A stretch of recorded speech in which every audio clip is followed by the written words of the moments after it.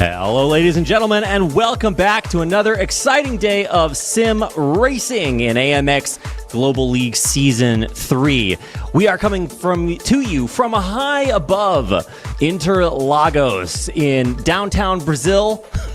Brazil's a city. This is downtown. It's a great track. It's counterclockwise, so we're mixing it up a little bit, and we will be running the iconic stock cars that made this track so famous. It just goes hand in hand. Brazilian stock cars in Brazil on the most famous Brazilian racing track there is.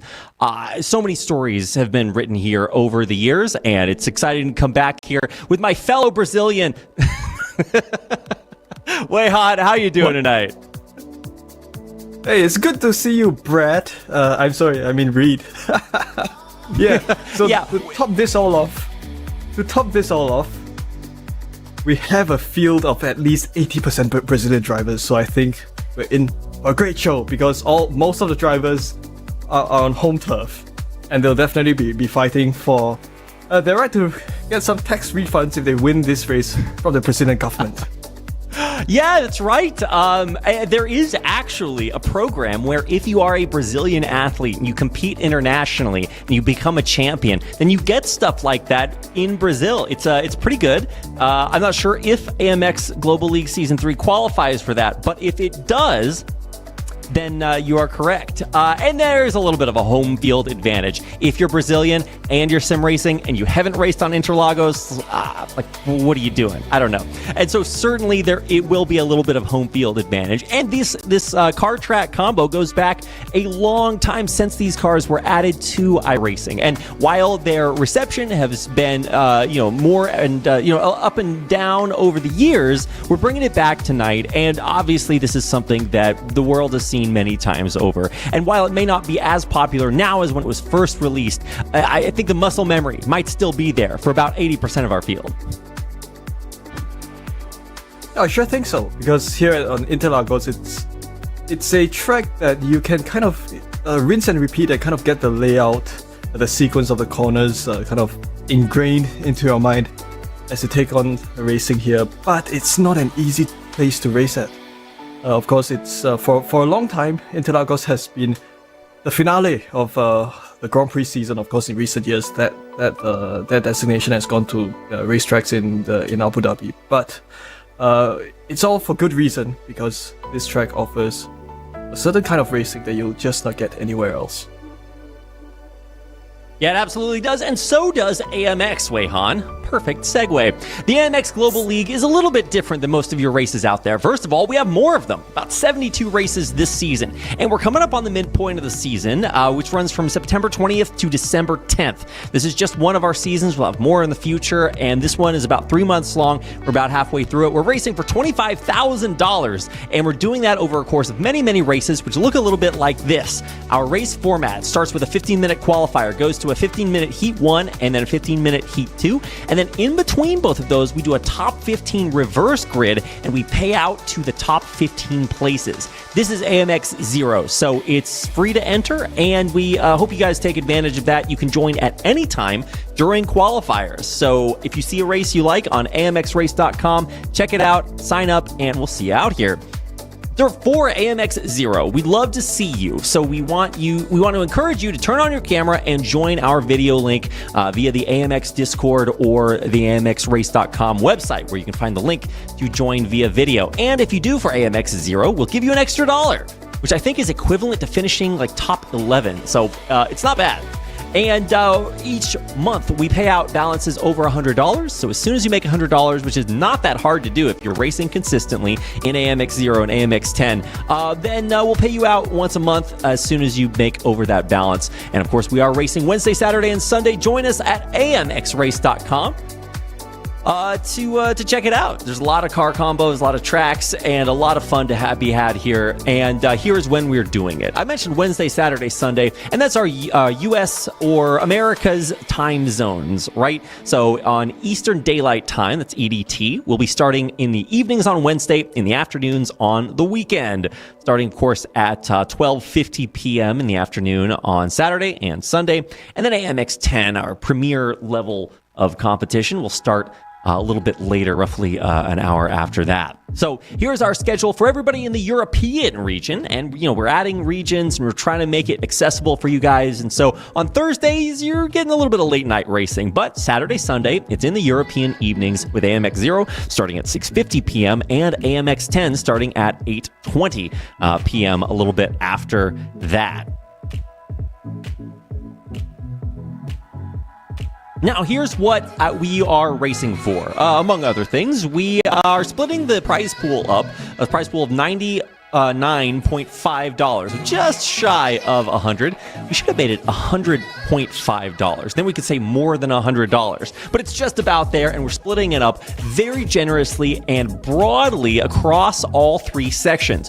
We're giving you $7 if you finish first in qualifier, Heat 1 or Heat 2. And because we're reverse gridding, it becomes kind of a challenge. If you hit first place in qualifiers, then you're going back to 15th, and you've got to try to do it all over again.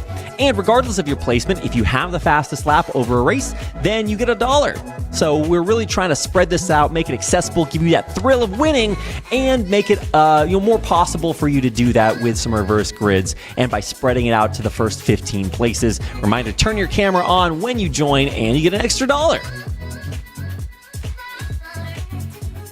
We're not just racing for money this season. We are racing for the GT Light Pro provided by our friends at Next Level Racing for the AMX 0 Champion. So big thanks to them for providing us with one of their more flexible sim racing cockpits. Of course, they have a lot to choose from, but if maybe you live in a small apartment or you don't have room to store things, this is a really flexible option. So no matter where you are, no matter what you're racing on, if you're looking for an upgrade, the GT Light Pro is a great way to start things out. And we're providing one for the AMX 0 Champion. Big thanks to our friends at Next Level Racing. This is a look at the AMX 0 Top 12. The top 12 earners for this season, and a big stat to look at is the number of races raced. Just to give you an idea, we are coming up on race 20. I think we're on race 17 tonight out of 32 total race days, and this is just a testament not only to the racer's skill for the total that they've amassed, but also to how consistent they're getting out here at the racing. And you'll actually see a number of racers on there who have not won a lot of races, but they've been here every day racing and getting that total up there. And so on just AMX 0 alone, you can see our top 4 are already getting paid out just from racing in the free to enter AMX 0. So congratulations to Quarantine Guinness, Jackson Rezenje, Kyle Gaspar, and Fabrizio Belziti, and of course everybody else kind of climbing up there. So if you want to get your name up here on the top 12, make sure to sign up on amxrace.com. And if you're not looking for total results and you want to figure out an average power level, then we're taking all of their winnings, we're averaging it out based on their number of races, and this is a look at the, top 12 power rankings, if you want to look at it based on finishes, based on results. Kieran Harrison in first place, he's raced 7 times, and he comes home with an average of just over $13. Same thing for Gustavo Ariel, our resident 10K rating iRacer here. So some really, really big names on the AMX average winnings top 12, and love to see some of the most highly skilled racers out there doing so well in AMX 0 this season.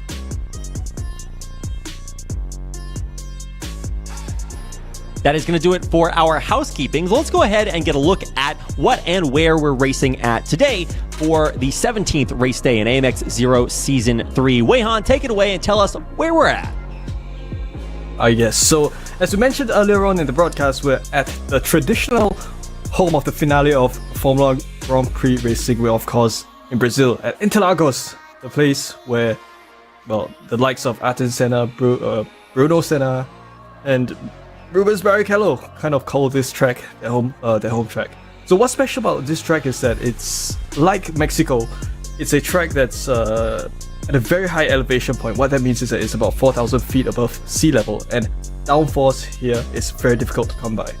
So drivers will typically be running high downforce setups, despite the fact that these corners are typically worth medium downforce setups. So that's just something to consider for the drivers as they take on this track. So of course, we're racing in Brazil. We have to use a Brazilian racing machine, the Brazilian stock cars that the drivers will use as they come towards this round here at Interlagos, the Stock Car Brazil.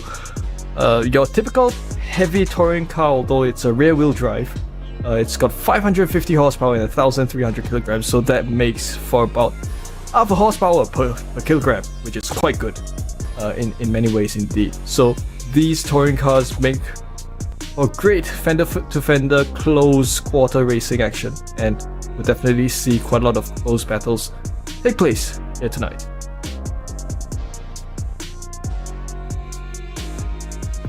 Really excited to see this combination, and like you mentioned earlier, Wei-Han, this track is iconic for a number of reasons, specifically because of its storied history in Formula One. We're not racing formula cars here, but these are stock cars, and so in Brazil, it's just kind of synonymous. It had a great real-life series, and now we're bringing it back here on iRacing tonight, starting off with our qualifying session. Now, I mentioned earlier, this is 15 minutes of trying to get your car across the finish line as fast as possible. And Wei-Han, I'm already a little bit disoriented by driving backwards. Well, racing here at Interlagos, it's not exactly an easy place to go racing. Neither is it a difficult place. So whilst you're racing here at Interlagos, you have a good combination of a high speed, medium speed, and kind of a low speed middle sector, which the drivers are kind of taking on now. This is Eric Troiano, one of our many drivers from Brazil, filling up the grid here tonight, and he's just about to finish what I believe is his out lap before starting a new qualifying lap. So right now we're along the, well, can you call it a backstretch, because it's kind of almost connected to the main stretch with just a slight banked left-hander that kind of forms a final corner-esque kind of corner, but you just take it full throttle. The most difficult part I find is this part, the center assist, where you're braking hard into turn 1. You have to ensure that your line is perfect as you take corners 1 and 2, and after that over to Curva to So, turn 3, which is where you go full throttle then towards the other stretch here, which I think is a DRS zone in Formula 1, before then braking again for this off-camber left-hander. You have to be careful not to spin out here. And you're then on to some the last of the high-speed corners, turn 5, Interlagos, before then coming on to Ferrajura, turn 6, which leads you into the slowest middle sector of the circuit. This is where you have to rely on the mechanical grip that your setup offers you, and that's half of Interlagos circuit which these drivers are taking on, and soon we'll see them put down their qualifying lap times. Yeah, that's right. That's right, Wei-Han. We are coming through one of our final turns, and we don't usually turn the timing tower on, but if you want to check out how our racers are doing, even in the super secret practice session before the race starts, we do have the live timing link up on the top of our YouTube channel and on amxrace.com, if I'm not mistaken. If not, we might be able to work on that. But suffice it to say, this is the mystery section where we figure out what and who is coming up at the top, and spoiler alert, I watched the practice session, Wei-Han, and that means that I already knew a lot of this. Number one, we've got the monster, Quarantine Ganez. This guy recently overtook for not only on track, but also in the standings. I believe he is in the first place for total winnings in Season 3. This guy just became your highest earner, and it's not because he wins every race. I mean, it's kind of because he wins every race, but he doesn't. He just is so consistent when it comes to placing very highly in the standings, and so, yeah, really expecting to see a great day out of him. But like you mentioned earlier, Wei-Han, there's a little bit of home field advantage here. Well, that's definitely very obvious. Judging by the number of Brazilian flags you see on the timing tower, it has to be like that.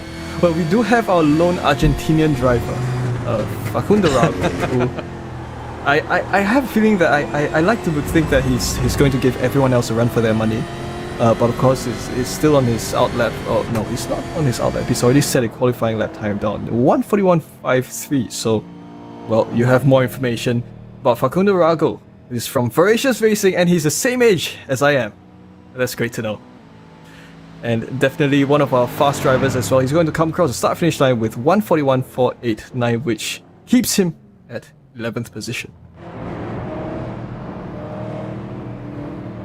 Yeah, that's right. On board now with Eliseo. This is one of our highest performing Brazilian drivers, so excited to see him way up there. And we highlighted Facundo Arago there for a second as our lone Argentinian, but we do have a lot of other drivers here, specifically guys like Eliseo, Rezende, and even Zamperlini. I was watching Fabio qualify earlier, and he finished his qualifiers in around about 6th or 7th, and that's kind of where you see him here, although he was actually faster in qualifiers, if I remember correctly, breaking into the 140s, which is probably what it's going to take in order to get into that top 5. You already see those times being set by guys like Gerardo Ramos on your screen right now. One of our only other non-Brazilian drivers, guy from Spain, España.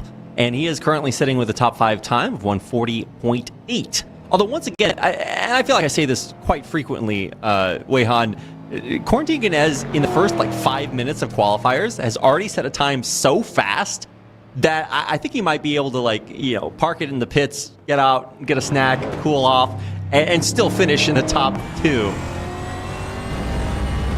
Well, judging by the composition of the field here at Interlagos at AMX 0 tonight, he might be able to do that. I think he's already considering that he was just in the pits for a split second earlier on.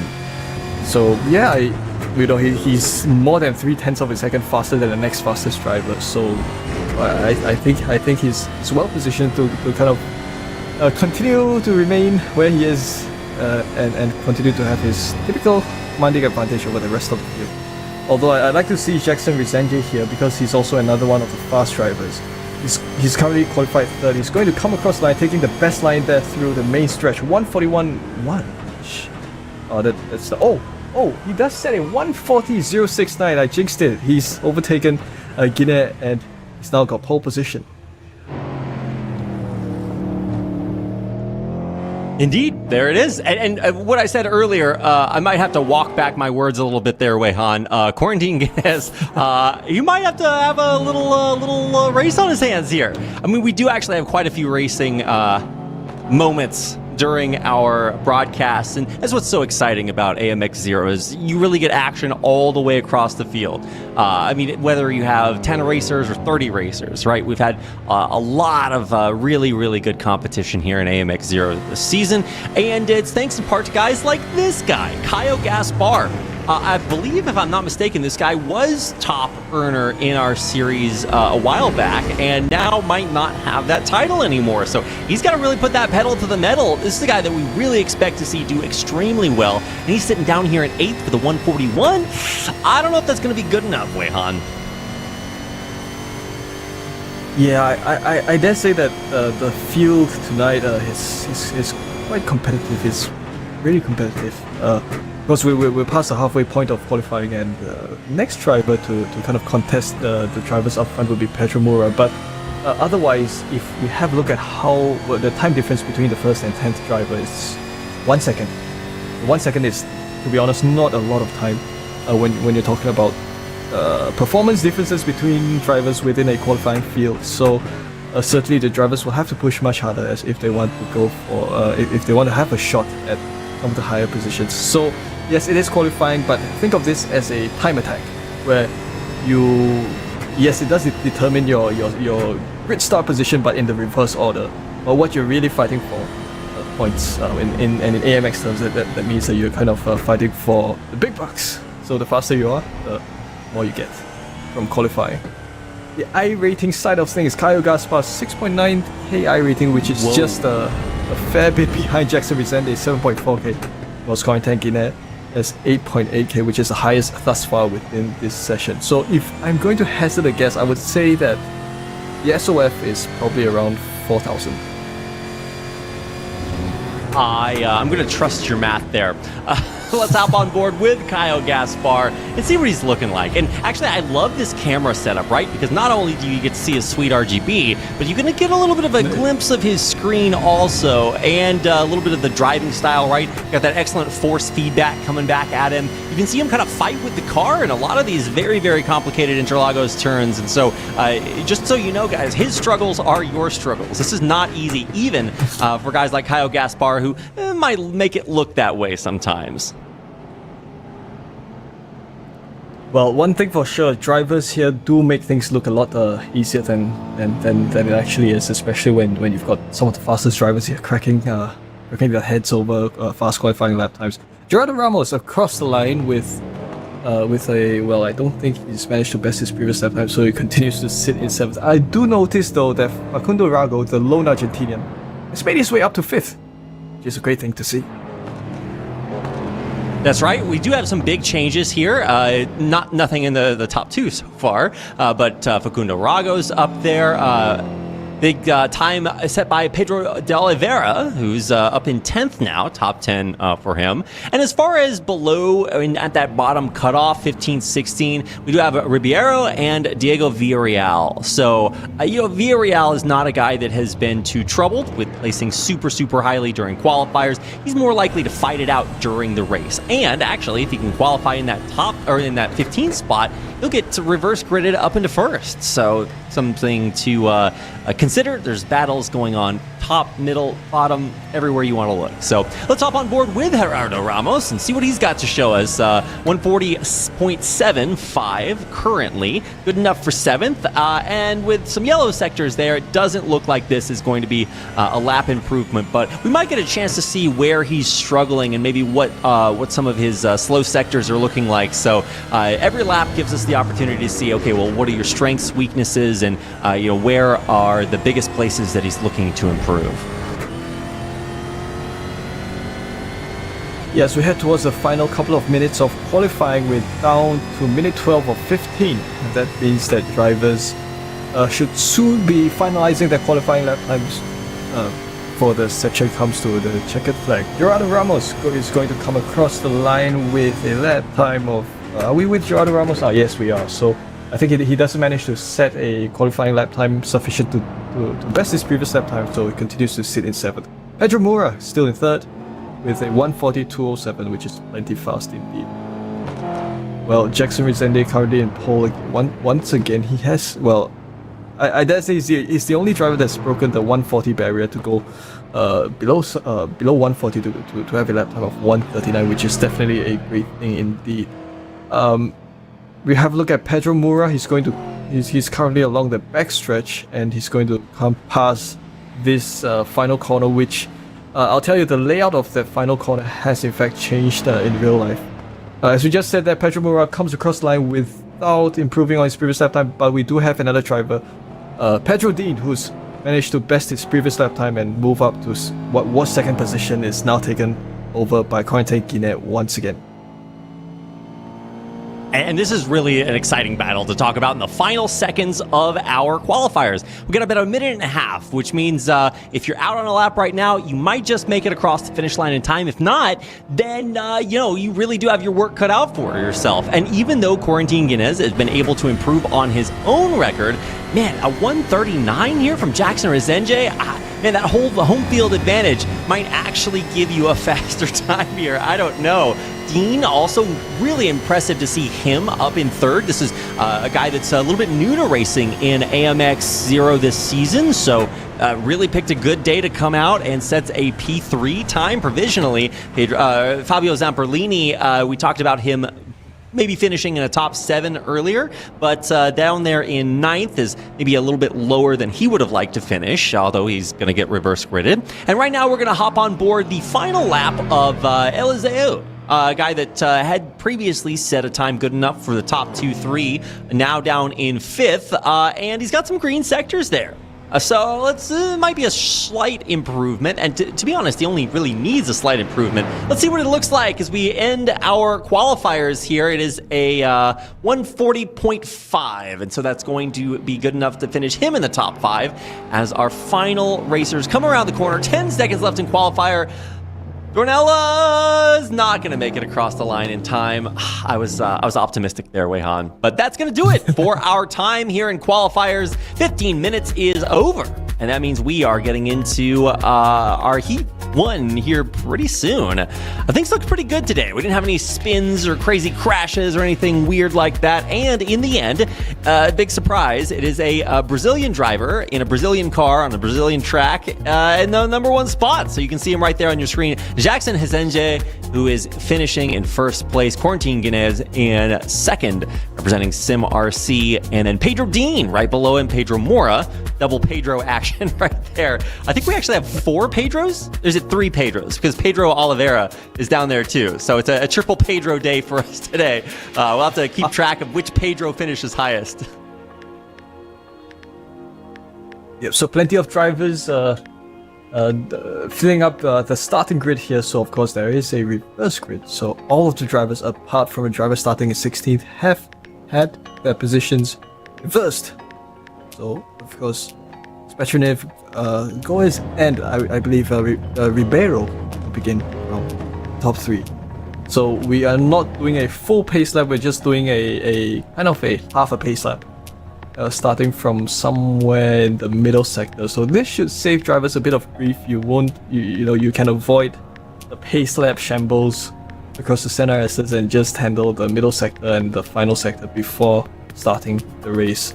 Reed, I'm so excited about this because the last time I saw this race, the last time this combination of racing was used whilst as far as I recall, one that's very significant that I remember was around this time last year, where we've had various other different drivers, and the outcome of racing from that race event was really very exciting, and I would expect the same from here.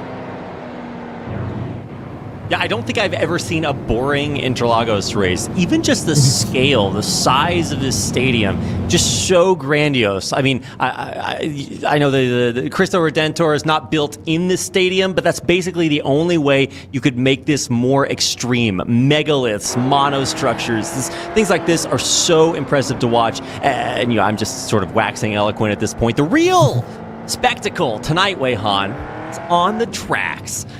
So it's going to be an exciting way to start things out, a rolling start through lap number 1 out of 8, and we do it all over again after a reverse grid for Heat 2. So this is sort of like the preview. This is the first Star Wars movie, right? We got to set things up for the second half.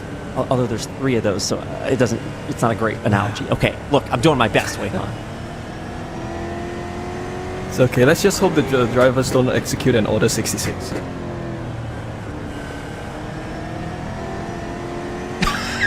Wait, is there a 66 car? Hold on, I gotta check this out. There's a 666 car, Ribeiro, but I don't think that there is a 66 car. I'm trying to see if there's other iconic numbers. We do have a 00 car from Fabio Goes, although I'm pretty sure it's pronounced like differently than that. But that's what I'm gonna goes with. Fabio goes fast. Hey, there you go. It's time. Wei-Han, we are crossing the line for our first lap of Interlagos with Spetronev in front. Dornella Goes, Ribeiro, Oliveira, Troiano, Gaspar. I'm not going to read it. You guys can see it on your screen. You can also see perhaps our first spins. This is going to be a very physical day for us tonight. Stock cars meant to get up there close and personal, down and dirty. Wherever you want to get, they will take you there. Zamperlini down in 9th and maybe looking to climb back up after dropping a couple of spots after the reverse grid. Back up in front, Felipe Spetronev is way out there. Maybe not yet, but he's a second in the lead with only really a second of racing gone. So I cannot wait to get this started. And off to the start is a very, very competitive backfield. Really exciting to see so many racers making their moves and keeping it on the track, which means we have a lot of good racing ahead of us, Wei-Han. Well, the start has been mostly clean apart from what I believe might have been a situation by Guinea, who seems to be a lap down in 16th. I think something must have happened, but the racing still goes on nonetheless. It's still clean. Oh, no, it's not. Someone spun around. That seems to be Resende, who's probably, or Dean probably had a bit of issues, but the rest of the drivers doing themselves justice up towards the top half of the field at this point. Troiano currently sits in 5th and he's set behind Fabio Goes, who's dropped a couple of positions where he began from. Yeah, I was a little bit worried about Dean and Goes, but they seem to have turned it back around, and actually Dean is fighting Zamperlini right now, so that's actually a really good battle after getting it back on the track. The big tragedy is Quarantine Guinness, who bailed out early, and not entirely his fault, but that is sometimes the way the cookie crumbles. We can't let this guy win every single race. Three-wide battle, someone spun around. That's the 327 Zampolini who's gone around. He's unfortunately been tangled with, I think, Pedro Dean or one of the other drivers. And that sent him into the hard wall, which has probably destroyed his engine, and he'll probably require the whole duration of the race to fix his engine. And there goes his chances in this race. Man, that field when fast repair is not fast enough. Yeah, straight to the pits goes Zampolini. That is not the way. That's maybe the most spins. We got to keep a record for that. How do you even count that? I wonder if iRacing has like stats for this. Most spins in a race. Either way, there it is. That is the way the cookie crumbles. Down to the bottom of the field, Zampolini and Ganez probably looking to stay there. Up in the front, though, Spetronev battling Dornella side by side. Oh, a big move shuts the door in his face. Weihan and keeps that first place for now. For now. Yeah, suggested that Dornella goes along the inside. Spetronev and Oliveira teammates going bumper to bumper. Of course, that's because Spetronev has dropped down to second. So Dornella, your driver who started from, I believe, 4th position, he's up to the race lead as we have a look at the replay of Zampolini's crash. I think he's not going to be too happy with that.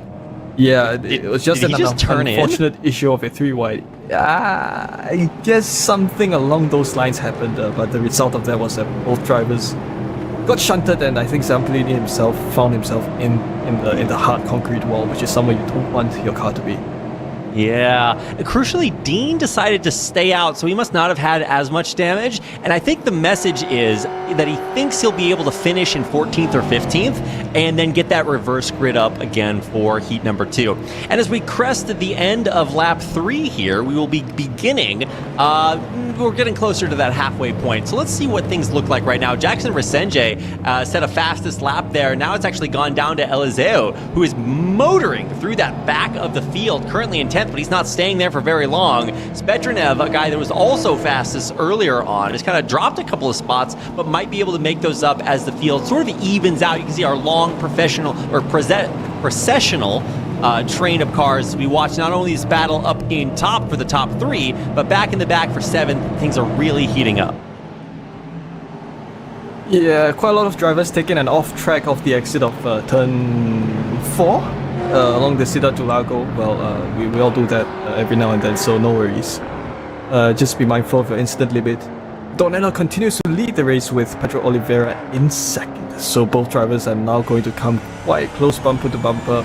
Well, here at Interlagos, this is a track that promotes close racing as long as you're careful not to find yourself at the wrong place. That is the hard concrete wall, like Zampolini earlier on.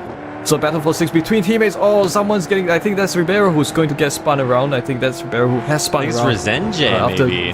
Oh, that's Resenge. Okay. Oh, that's unfortunate. I think so. Sequence of events there. No, I mean, I think he might have some stronger words than that way on, but you're right. Resenge, this is a guy that was, way up in first in qualifiers, and now, after getting reverse gridded to the back, he climbs his way back up, and no matter how hard he tries to get out, they just keep pulling him back in. So he goes back to the back, but he's not dropping too much time, so it seems like the damage might be light or non-existent. It just means he has to sort of restart his race about halfway through. So let's see what he can do as we hop on board with Kyle Gaspar in the middle of the pack. He's got about 0.7 to Ribeiro. I don't know if he's going to be fighting for the top 5, but anything can happen as we check out the Resenge slip in the back, and let's see what happened. It looks like it might be a little bit of netcode there. Oops, the Resende slip happened, and oh well. Is that like a Freudian slip, but when you do it in a race car? Yeah. It should become a term, man. The Resenge slip. We might could make that work. I don't know. How would you define that? As we hop on board with Dornella, who's really battling Oliveira up at the top. We got to define our racing terms here. I'm going to go to another show, do that in a cast, and they'll be like, who the hell is this Resenge guy? I'm like, no, don't worry about it. It's a thing now. Anyway, it's like fetch. We're going to make it happen. So we do have Oliveira who's continuing in second, and we're constantly getting we're constantly peering into the battles that's happening along the mid pack, which is always a good thing because this means that battling is not just concentrated at any one point, but the battle for the race lead has always been sized up well. It's probably going to be on Oliveira, who's climbed. I believe he's made it up to second from third earlier on. Spetrunev was in third. I think he's dropped down to.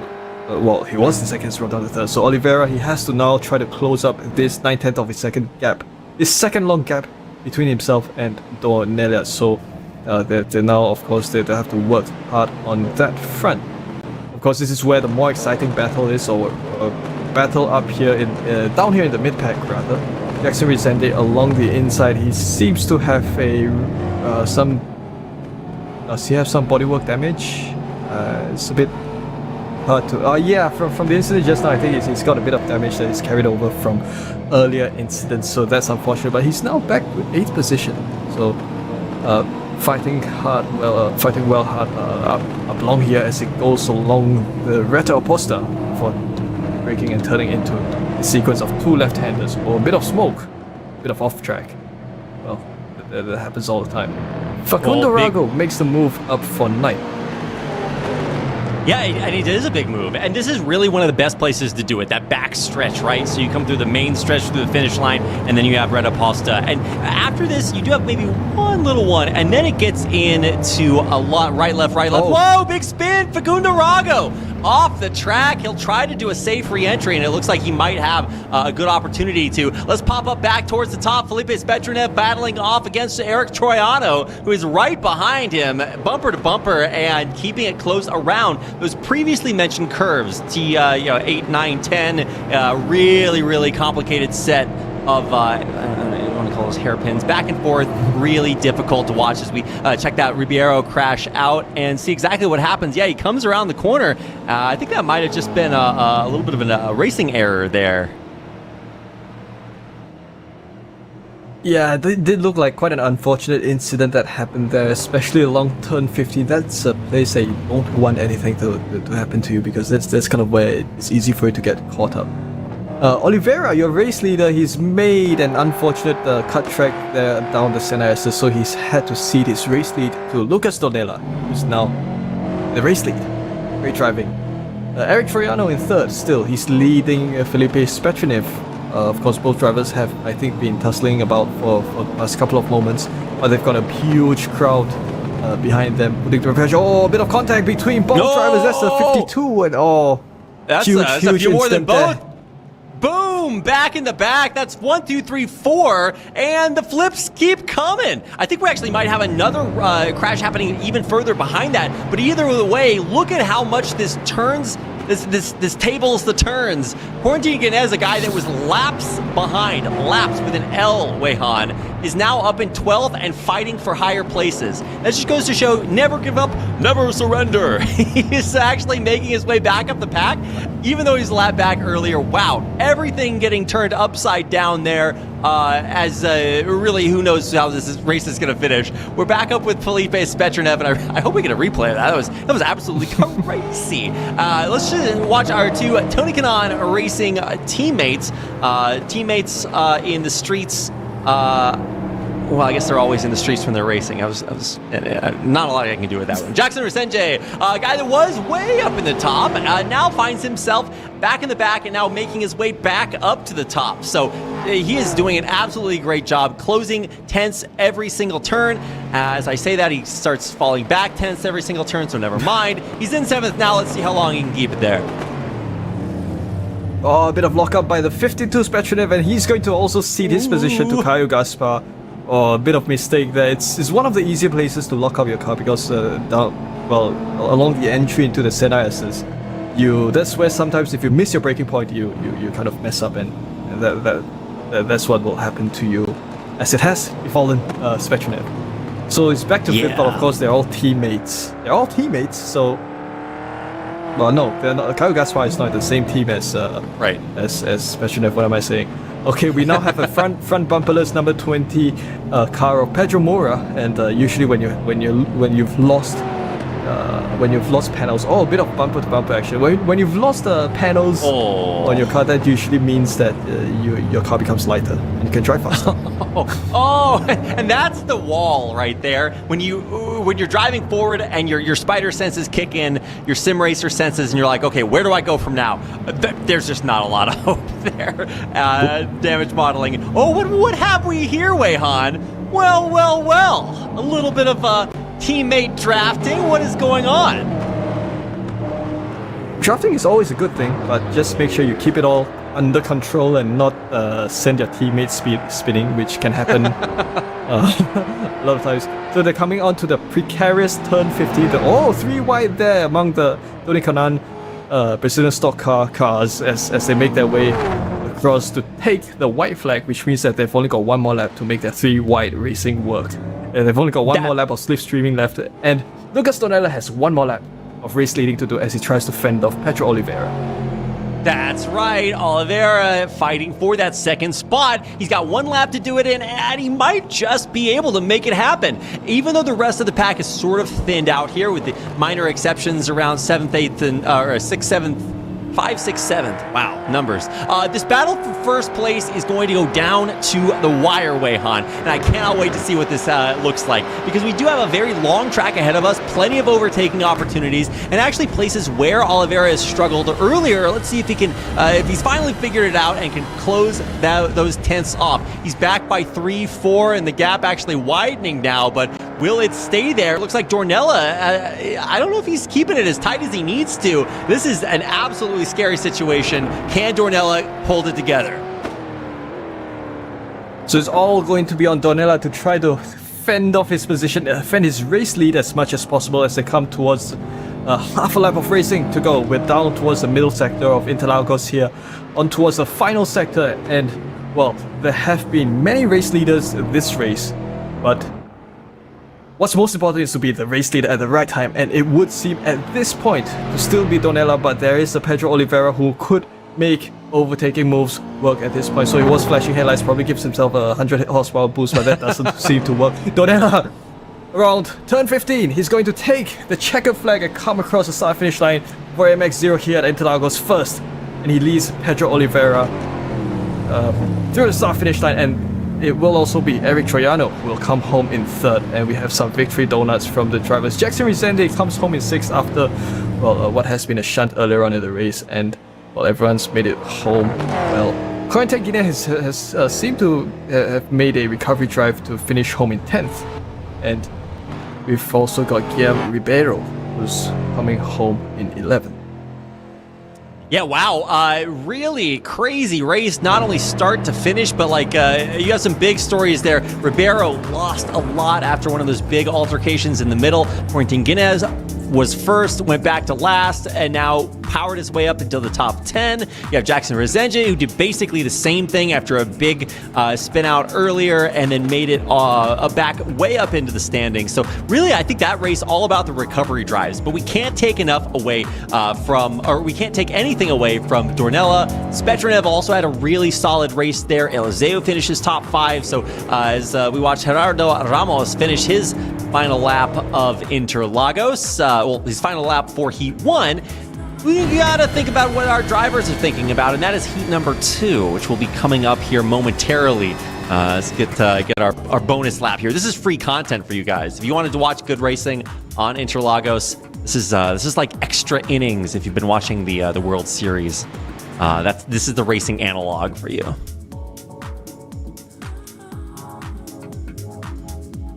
So it has been an exciting race. Of course, here at AMX 0, already the racing is this close. We do have the results. And your BenQ session winner, AMX 0, here at Interlagos.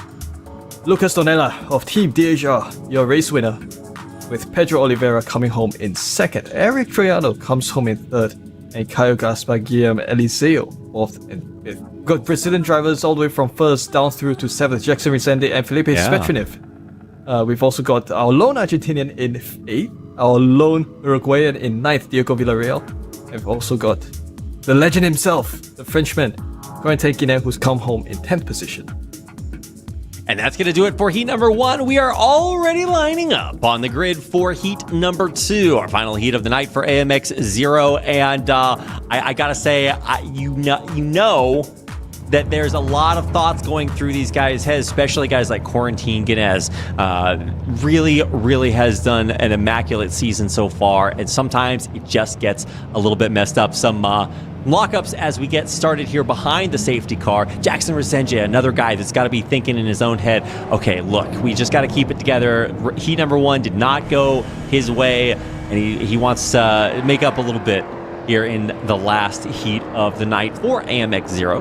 Might see him a little bit later on in AMX 10, as he competes there quite often. So let's see what things look like for our race winner, Lucas Dornella, who's a little bit back there after the reverse grid. Let's see what he has to show us here. We get started with lap number 1 behind the pace car to set us up, get things rolling before we start here. Correct me if I'm wrong, Wei-Han, but Dornella was in first and now he's in 16th. Is that how it works? Well, it's so... Oh, okay, that's interesting. No, I think he's rightfully going to start from 15th. I think the live timing might have caused some discrepancies between the, because you're starting double foul, so he's still going to start from 15th because he's along the inside line, so no issues with that. Okay, all right. Just checking to see if I can read numbers correctly. It's a huge disability of mine. I'm working on it. Struggles every day, Han. They tell you in high school that you'll use your math later on in life, but I never listened to that. And then I got 2 degrees in it, and now we're here. You majored in math, though. Shh, it's a secret. Oh, it's so bad. All right, green. We are about to start things off any second now.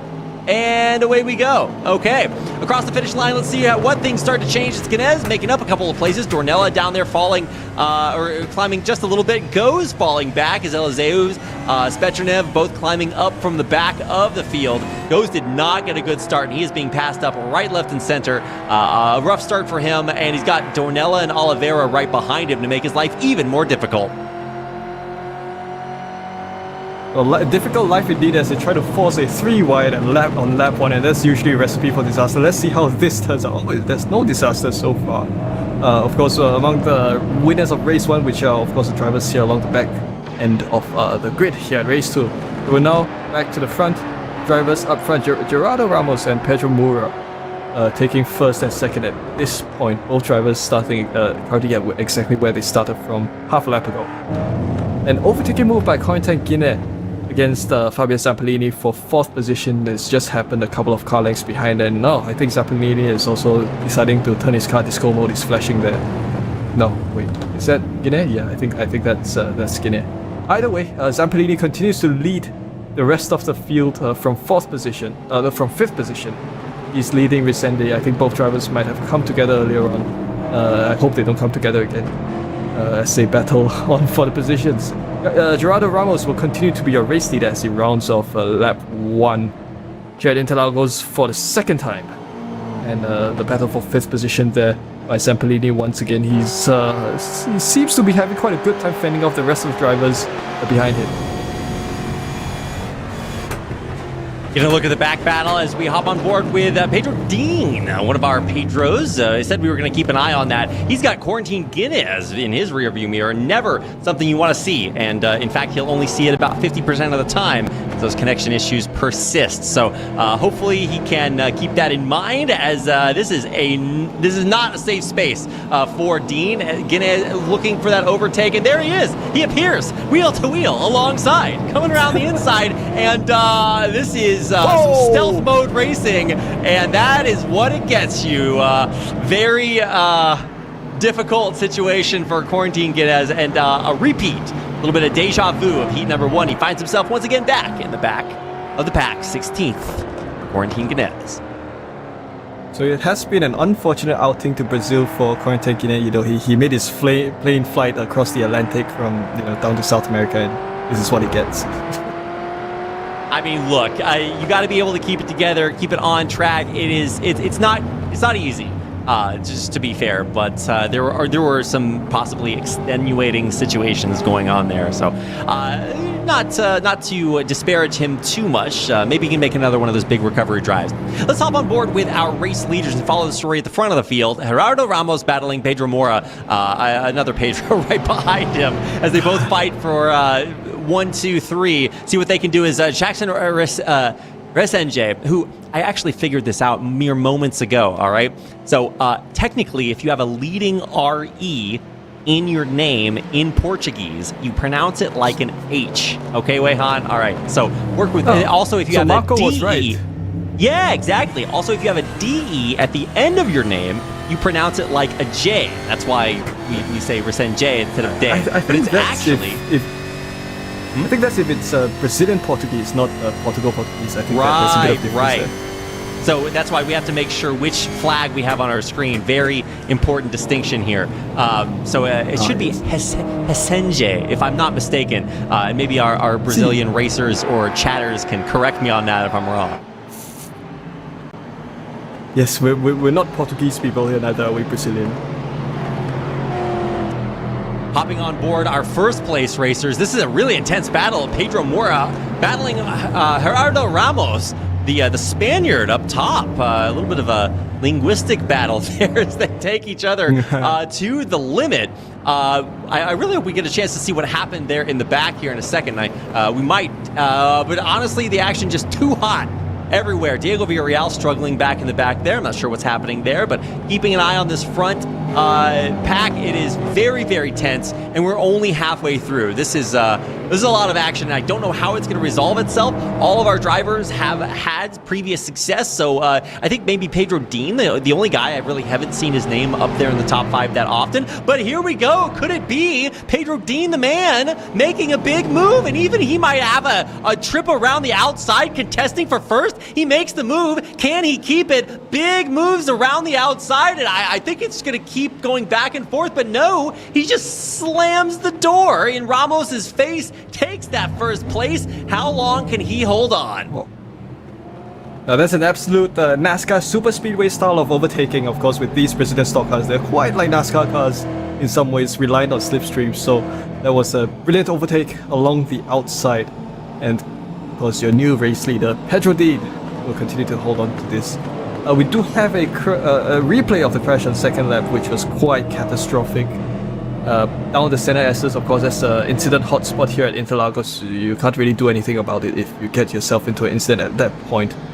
But of course, Gerardo Ramos he's just been overtaken, and he's also now trying to fend off the third place driver Pedro Mora, and that's of course another source of, I guess, his things for him to be careful of at this point. We've also got another battle for 4th position. Fabio Zampolini in 4th with Jackson Resenge in 5th.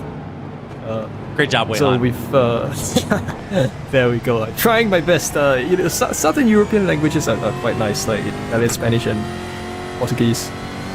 Yeah, so much versatility out there. I mean, the word, you can start learning from zero and learn until you die, and you'll still encounter like 0.1 of all possible information. So right now we're trying to learn as much as we can about what is the secret sauce Pedro Mora is drinking right now. He is really doing an excellent job, and currently contesting for that second space, wheel to wheel, very, very narrow as it comes across the finish line. It is not going to be enough. Who's going to break the latest here? It's going to be such an exciting game of chicken, and Pedro Mora breaks back a little bit. Zampolini climbing up past Resenge, another big wheel-to-wheel battle in your picture-in-picture in the bottom right-hand side. Such tense action. We're only 5 laps in, Weihan. A huge battle there going for 4th position, and another huge battle going for the race lead. So of course the one that's more intense at this point is the battle for 4th, because only 0.3 of a second separate those drivers. But of course we are front and center focusing on the race leader as well as the second place driver Gerardo Ramos at this point. 0.5 of a second separate both of these drivers. So we'll see how this turns out. Ganez and Goes battling back and forth super. It was so badass as I was watching in the back, but it looks like we have some lockups, some spins, some potential action in the back. Resenge, Zamperlini, Spetrunev doing the dirty deeds, or actually more Resenge, Zamperlini. Very, very tight racing. The Tony Kanaan, Texaco racers side by side, but slamming it down the inside. Resenge goes up into the top 3. A great drive by Resende to make it up to the last, but as I just said, that it's gone a little bit off track. Of course, if you make it off track at that corner, you actually gain a bit of an advantage, of course, at the cost of an incident point. So make of it what you will. Zamperlini in 5th, he might be sizing up a move against Pedro Moura as he takes the outside line of turn 15. This is where you can usually make a move along the outside if you have the momentum. So Zamperlini has made that work. Oh, he's going for another kill. That's a move. Zamperlini up to 3rd, taking 3rd from Jackson Resende. Great move by Zamperlini, taking 2 positions within 15 seconds or 10 seconds. A bit of bumper to bumper action there. Down the center as they come. And he's got to watch out for that pit maneuver behind. I've never seen... Does he have NOS in his car? I don't know. Some absolutely insane speed from the Duckhawk Racing driver Fabio Speed Zamperlini. It's his middle name, Weihan. He's battling back and forth with Resenge for 3rd, 4th, back and forth. And look at that. It's going to be a little bit of a tippy tap there. And it sends Resenge back a couple places past Pedro Moura and Zamperlini in a strong 3rd. Yeah, so the drivers are continuously trading positions. You can even see the bodywork damage that Jackson Resende has sustained himself as a result of all that battling. Well, it's always a good sign you're pushing your car hard. And with these Brazilian stock cars, you can push the car hard and even come into contact with the cars around you and get away just fine. Absolutely. So Jackson Resende has a Brazilian colored helmet, I just noticed. He's sat behind his Zamperlini once again. Small details there, Reed. Always nice to have a look at to see those things. So Resende continues to sit in 4th. He tries to going a little bit wide along the exit of that corner as he takes the left-hander. You can see that Resende is under a bit of stress. He tries to go for an overtaking move along the outside once again. The same medicine that Zamperlini went on Resende. Resende is kind of returning the favor by retaking his 3rd position. And Zamperlini actually falls after that. Resenge into the future. The future is now. Man, Zamperlini back into 5th. And Pedro Moura just trying to keep it together. I feel like he is the meat in the sandwich here for sure. So Resenge and Zamperlini just duking it out back and forth. Zamperlini now building up that speed he needs to make it past Pedro Moura and into that battle against Resenge again. And let's see what this looks like. Here we go. Zamperlini alongside the outside. He makes it into 4th, but this is so close you absolutely can't count it out. And by far the biggest thing all of our drivers have to worry about is, can you keep it on the track? Clearly more difficult than it looks. That was a huge, that was a great overtaking attempt indeed, and Zamperlini has now gone down to 5th position, set in 5th position. We have another battle picture-in-picture for 7th position that's currently being held by Pedro Oliveira, with Spetrunev and Guinea contesting those positions. So we're down to 2 laps to go at this point. So a bit of a lock up there by what would appear to be Oliveira. It takes on the middle sector of the circuit, but of course both Zamperlini and Moura going on hard with each other for battle for 4th position. So we can just see how Zamperlini will try to attempt an overtaking move. They're now coming towards the final corners once again. Let's see if Zamperlini will go for an overtaking move. I think if this continues, you then have to start to think of a new strategy as Zamperlini goes along the outside of Moura. If you are behind on an even number of laps, then if you're ahead on an odd number of laps, where will you end up when the checker flag waves? Reed. Well, let's keep an eye on this battle in the back of the pack here. This is the white flag coming out, and the positions still changing. In contrast to heat number 1, we are changing everything up everywhere across the field. We've got action in the back as Goes makes a big move. Eliseo and Ganez still fighting for higher places, and this battle for the 2nd place does not stop. Battle for 2nd. Big off track there. I think it was Oliveira or Spetrunev rather. And there's a big bump back there too. The battle for 7th. dwindling as we see more racers pop in and out off your screen. On your screen, in the front, is SNJ battling a whole host of pretenders. Ramos, Zamperlini, Mora all want that second place spot. Dean might have booster rocketed into the future, but the action happening right now is so tense. And as we go through the second half of this track, we are running out of sectors, Weihan.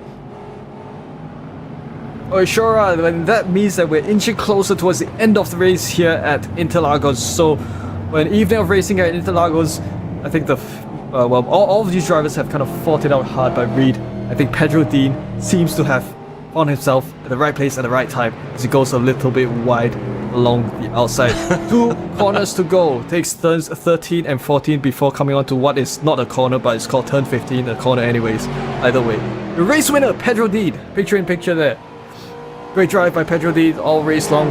Find himself up in the race winning position with Jackson Resende coming home second. Climbed 8 positions from where he began from. The battle here still continues to ensue. Gerardo Ramos edges out the rest of the competition just by a hairline margin to come home in third, with Fabio Zampellini in fourth and Pedro Moura coming home in 5th position. The rest of the drivers making it past the start-finish line, 6, 7, and 8, Donella, Oliveira, and Eliseo. Yeah, and Eliseo, Quarantine Guinness got there at the end. He was battling Eliseo, and Eliseo just moved right around him there at the last possible second. Finishes 2/10 ahead. Wow, what a move, what a finish, and what a race. What a way to end our time in AMX 0 Brazilian stock cars on Interlagos. Doesn't get much better than that. An incredible combination, and our racers really showed you how. Like you said, an 80% Brazilian field out there, and it was truly a big night for green flags everywhere. And I actually loved seeing the camera there from Pedro Dean. He really looks like another day at the office for this guy. Love to see new faces out here in AMX 0 and making it look good. The number 48 car in first place, Pedro Dean. Jackson Senje, Gerardo Ramos round out your top 3, with Fabio Zamperlini and Pedro Mora battling tooth and nail, neck and neck, non-stop all race long to make that top 5 an incredibly exciting affair, Weihan. Yeah, it was such an exciting second race. I dare say even more nail-biting than the first heat that we had here at Interlagos. Such an exciting outing here at Interlagos. So certainly, Reed, I think Interlagos has delivered as it always promised, and now we know why it's always been chosen as the finale to, well, historically the final round of all Grand Prix series calendars, because the racing that you get as you come here is so great. So great. And if you thought that was good, then you're not going to want to miss our next race coming up. Iconic cars, tracks, and I won't spoil them. I'll let you keep an eye on the upcoming races list. Announcement, whatever that is. Anyway, stay tuned because we've got AMX 10 coming up in just a second. In the meantime, while we take a quick break, we want to direct you towards our social media, Twitter and Instagram. We'd love to hear from you. Leave your comments there or just keep an eye on highlights, information, announcements. We're posting it all out there, so make sure to follow us there and on Twitch and YouTube. Hit that follow and subscribe button. We'd love to see your support, and make sure to tune in next time. If you want to hit that the bell button, I think it makes you notified whenever we go live with more action from AMX. And if you'd like to be a part of the AMX Global community, you can do that on Discord, which you can join via the link right down below the stream, or you can go to our website, amxrace.com, which is conveniently also where you will find a way to sign up and join our drivers here on the stream. Get your games casted, make yourself make a name for yourself, and put your name up in the standings for the prize money we're giving away this season. There's $25,000 on the line. We're going to give away $601 more of it when we come back with AMX 10 in just a few minutes, so you do not want to miss that. Stay tuned, and we'll be right back.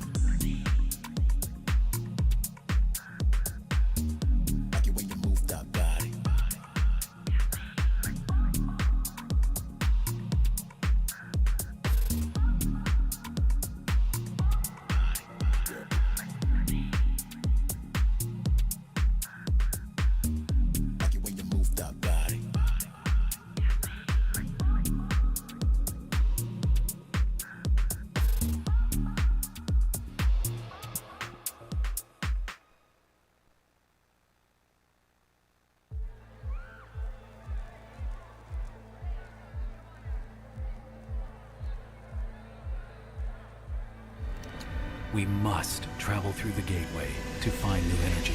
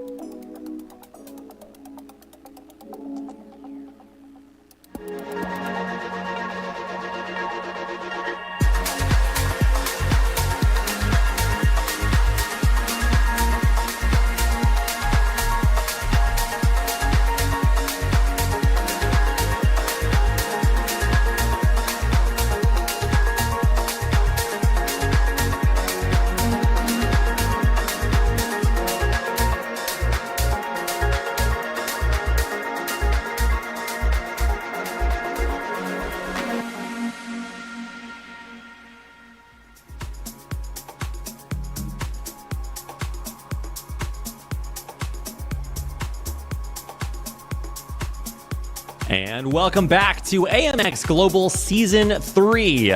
We are coming to you live from the Nürburgring for a trip around what is going to be an absolutely incredible AMX 10 race.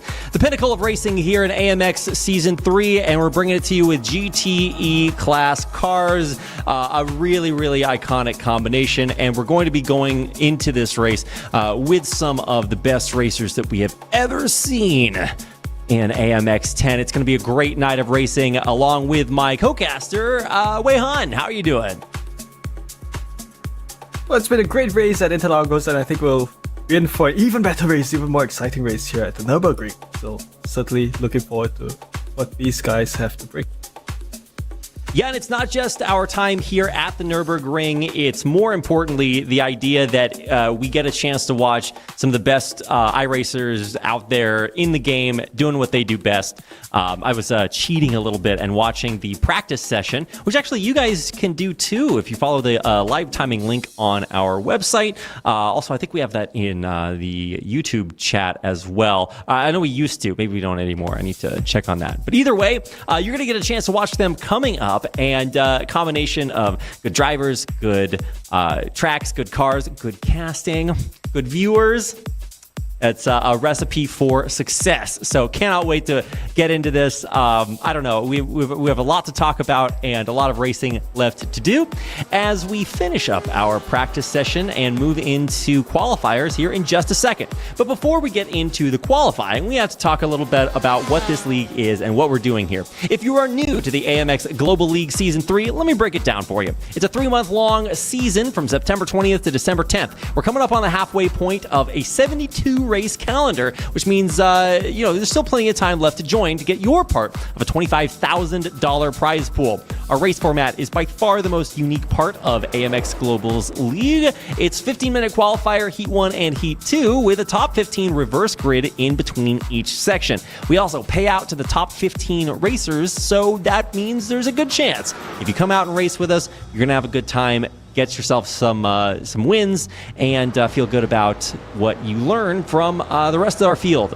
Now, this is AMX 10, which means that we do require you to turn on your camera when you join. We're trying to level up the production here, and we'd love to see your face, your reactions, your setup, and you can join via the video link in our Discord in the announcements. It's pinned right up there at the top, and also on our website, amxrace.com, which coincidentally is where you can create your profile and sign up for races like our AMX 10 race today. And when you win over $100, which is not that hard to do, with $600 on the line in every AMX 10 race, then we're going to pay you out once a month. So make sure to fill out your payment information on the website if you haven't done so yet. And if you haven't joined yet, then what are you doing?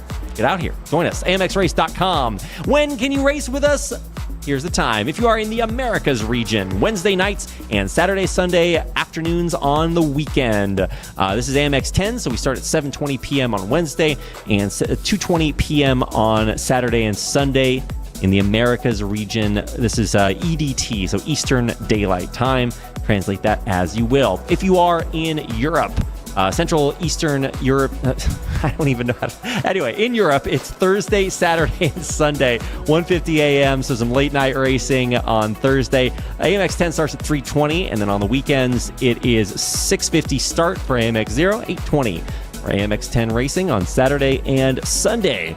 A lot on the line, so you do not want to miss it. AMX 10 really delivers. From the viewership perspective, if you're racing, it's even more intense. So what are you racing for? Well, here's a look at that. $601 on the line in every single AMX race. $40 for first place in each of qualifier, Heat 1 and Heat 2. With a top 15 reverse grid in between, makes it even more difficult to take that first place 3 times in a row. We haven't had it happen yet this season, so I'm hoping maybe one day the chosen one will arrive. Have yet to see that happen, so always keeping an eye out for not only our first place finishers, but if you have the fastest lap, then you get $5. $5 in your pocket, fastest lap. Get out there, get it done, get your money. But we're not just racing for money this season. We are also racing for an FGT Elite as a prize provided to us by Next Level Racing. Next Level Racing is partnered with AMX this season to provide an FGT Elite to the champion of AMX 10. Of course, Next Level Racing make a whole host of sim racing and flight sim cockpits. So if you're looking for one, look no farther than Next Level Racing. And of course, a big thanks to them for partnering with us this season to provide the AMX 10 champion with an FGT Elite. I spent some time building one of these the other day, and it's actually not that hard for how high quality it is. I'm not just saying that. I literally had my hands on it. So, yeah, big thanks to them. Now, let's take a look at our racers this season. How have things stacked up so far? This is a look at the top 12 for total amount of money, which means we're taking into account not only placement, but also in the number of races raced. So guys like Quarantine Guinness, who has climbed up there to the top spot, $745, and he's raced 12 times in AMX 10. 12 times for the top 12. If you want to get your name up here in the top 12, amxrace.com is the place to do it.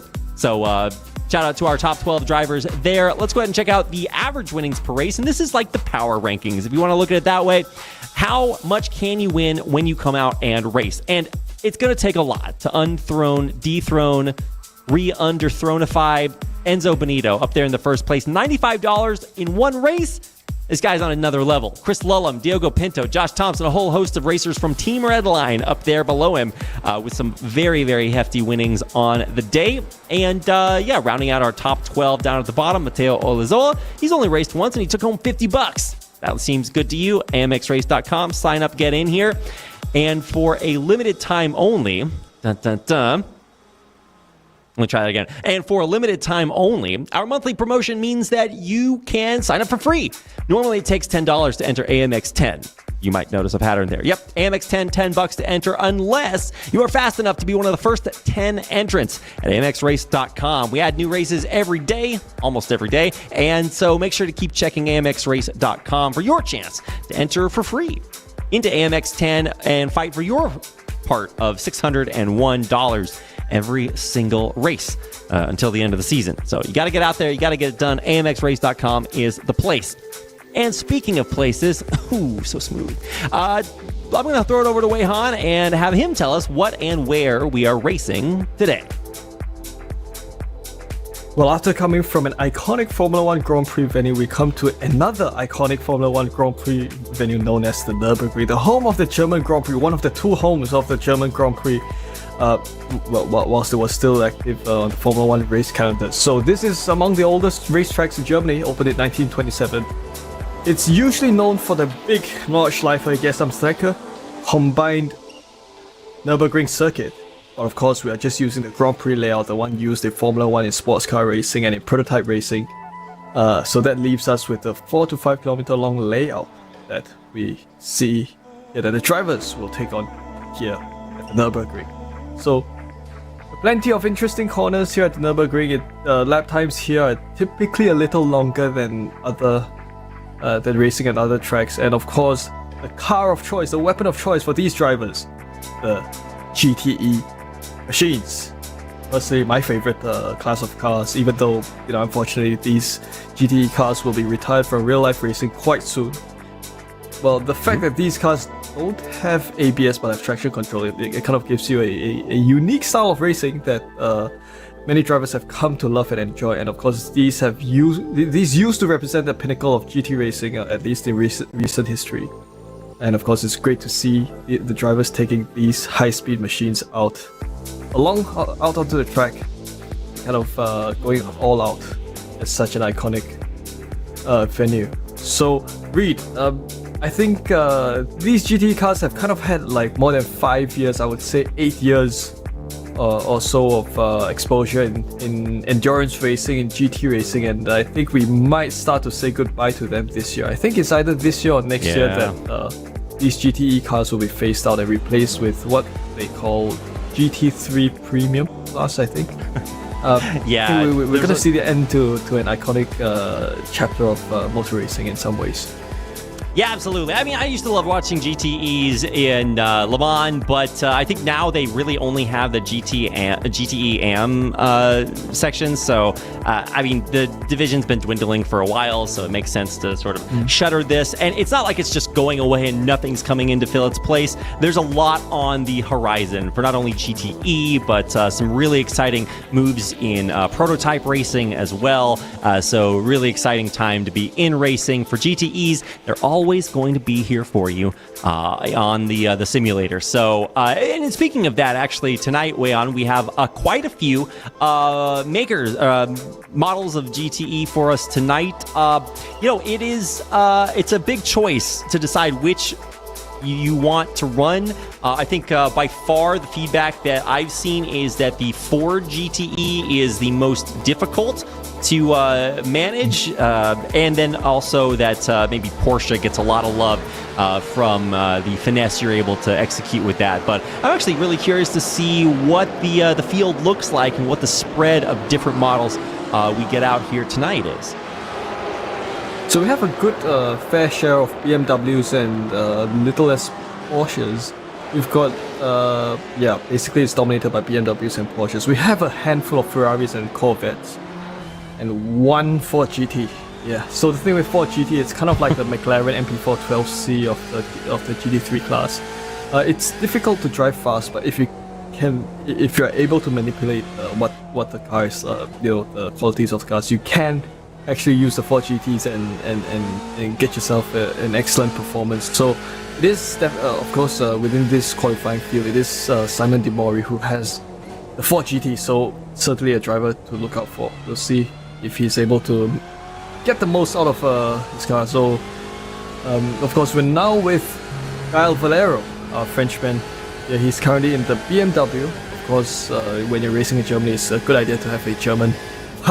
I'm just kidding. The BMWs are kind of known to be more stable within the GTE stable of cars. So these BMWs have typically been a choice for drivers who are either new to GTE racing or they're coming onto a racetrack that demands stability, especially with the racing here at the Nürburgring. The curbs are all very high up, so having a car like the BMW does help in that aspect. These cars are definitely more stable. So these drivers are, of course, now out on their warm-up laps, warming up their tires on the out lap before coming onto this NGK chicane. And as they take on the final corner in just a moment, we'll see drivers start to go all out for the qualifying laps. Yeah, that's right. We do have 15 minutes of qualifiers, and this is not something we've always had. I think it used to be 10 minutes, and the drivers were like, hey, we kind of need some extra time here, so we made it up to 15, and it really does give them that last 5 minutes to really put down some incredible times. Now, we're on board here with Gael Valero, and if this guy, if anybody knows what it's like to put down fastest laps, slap it on that pole position, it's him. Gael Valero, of course, absolutely dominant driver over the course of Season 2, Season 3, and has shown a lot of consistency when it comes to navigating through what can be very difficult reverse grid fields. So let's see what he can put up for us tonight. No stranger here in this car or on this track, so you really are going to see a masterclass from, I guess, a lot of our racers, right? I mean, Nürburgring is super classic, and so obviously most of them have raced here before. I'd be surprised if somebody's coming out here tonight and hasn't taken a few trips around the track here. And there's a lot of racers that are going to be on the field today, so it is going to be quite a bit of navigation through the traffic, both in qualifiers and when it comes to the actual race, including racers like this guy on your screen. So this is Diogo Pinto from Team Redline. He's one of two World Championship licensed drivers who we have on our field here at the Nürburgring, so it's definitely great to see. So Diogo Pinto has 9,700 I rating, which is within the top 0.15 of the iRacing population, I dare say. He is currently, he's on his first time qualifying lap, so we might see Diogo set on his lap time as he makes his way around the final chicane. We'll have a quick look at that in just a moment. Of course, the other World Championship licensed driver we have is Gael Valero himself, so we'll probably have a look at him later on in qualifying. So qualifying lap time should be set, should be dialed in within the next few moments. So Diogo Pinto, Yes, there we go. Diogo Pinto, your pole sitter, with Ole Steinbretten in second and Kyle Gaspar in third. So, yeah, so there you go. The timing tower has just appeared 5 seconds ago.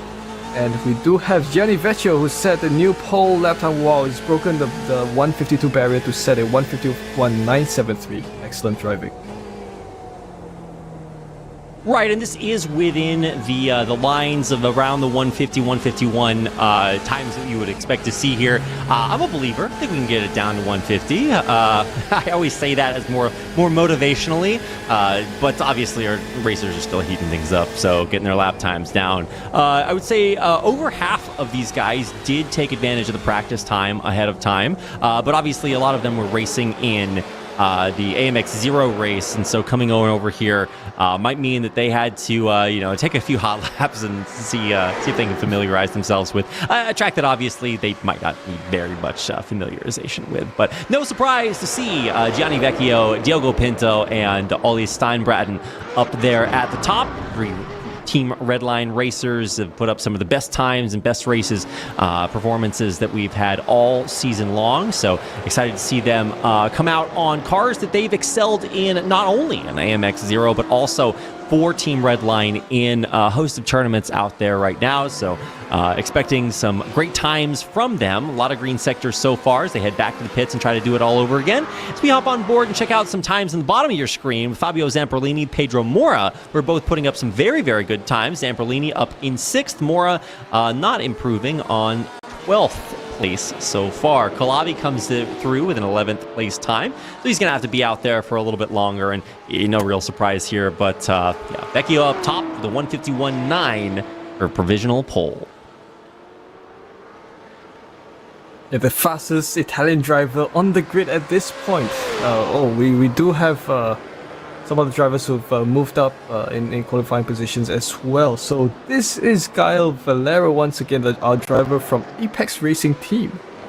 It's interesting because they're one of the top teams as well in sim racing, about on par with within the same ballpark as the guys in Team Redline and Hexaco Racing as well. So it's great to see all these fast drivers from fast teams coming here racing with us. So Gael Valero set a lap time of 152.579, but we're now with Lucas Donella. We'll see if he's able. The race winner of Heat 1 earlier on, I think, or Heat 2, one of the rounds, he's not managed to best his previous lap time, and he continues to sit in 6th.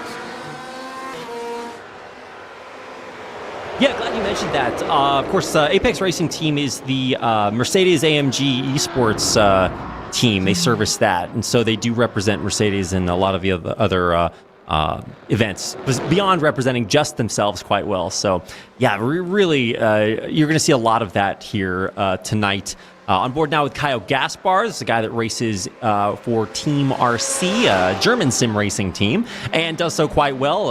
Obviously top earner in, I think, overall total. So really putting up some big performances so far. Let's see. Oh, actually, no, that's not Kyle Gaspar. I don't know why I was thinking Quarantine Guinness. Sorry, I read the first letter and then turn off my brain.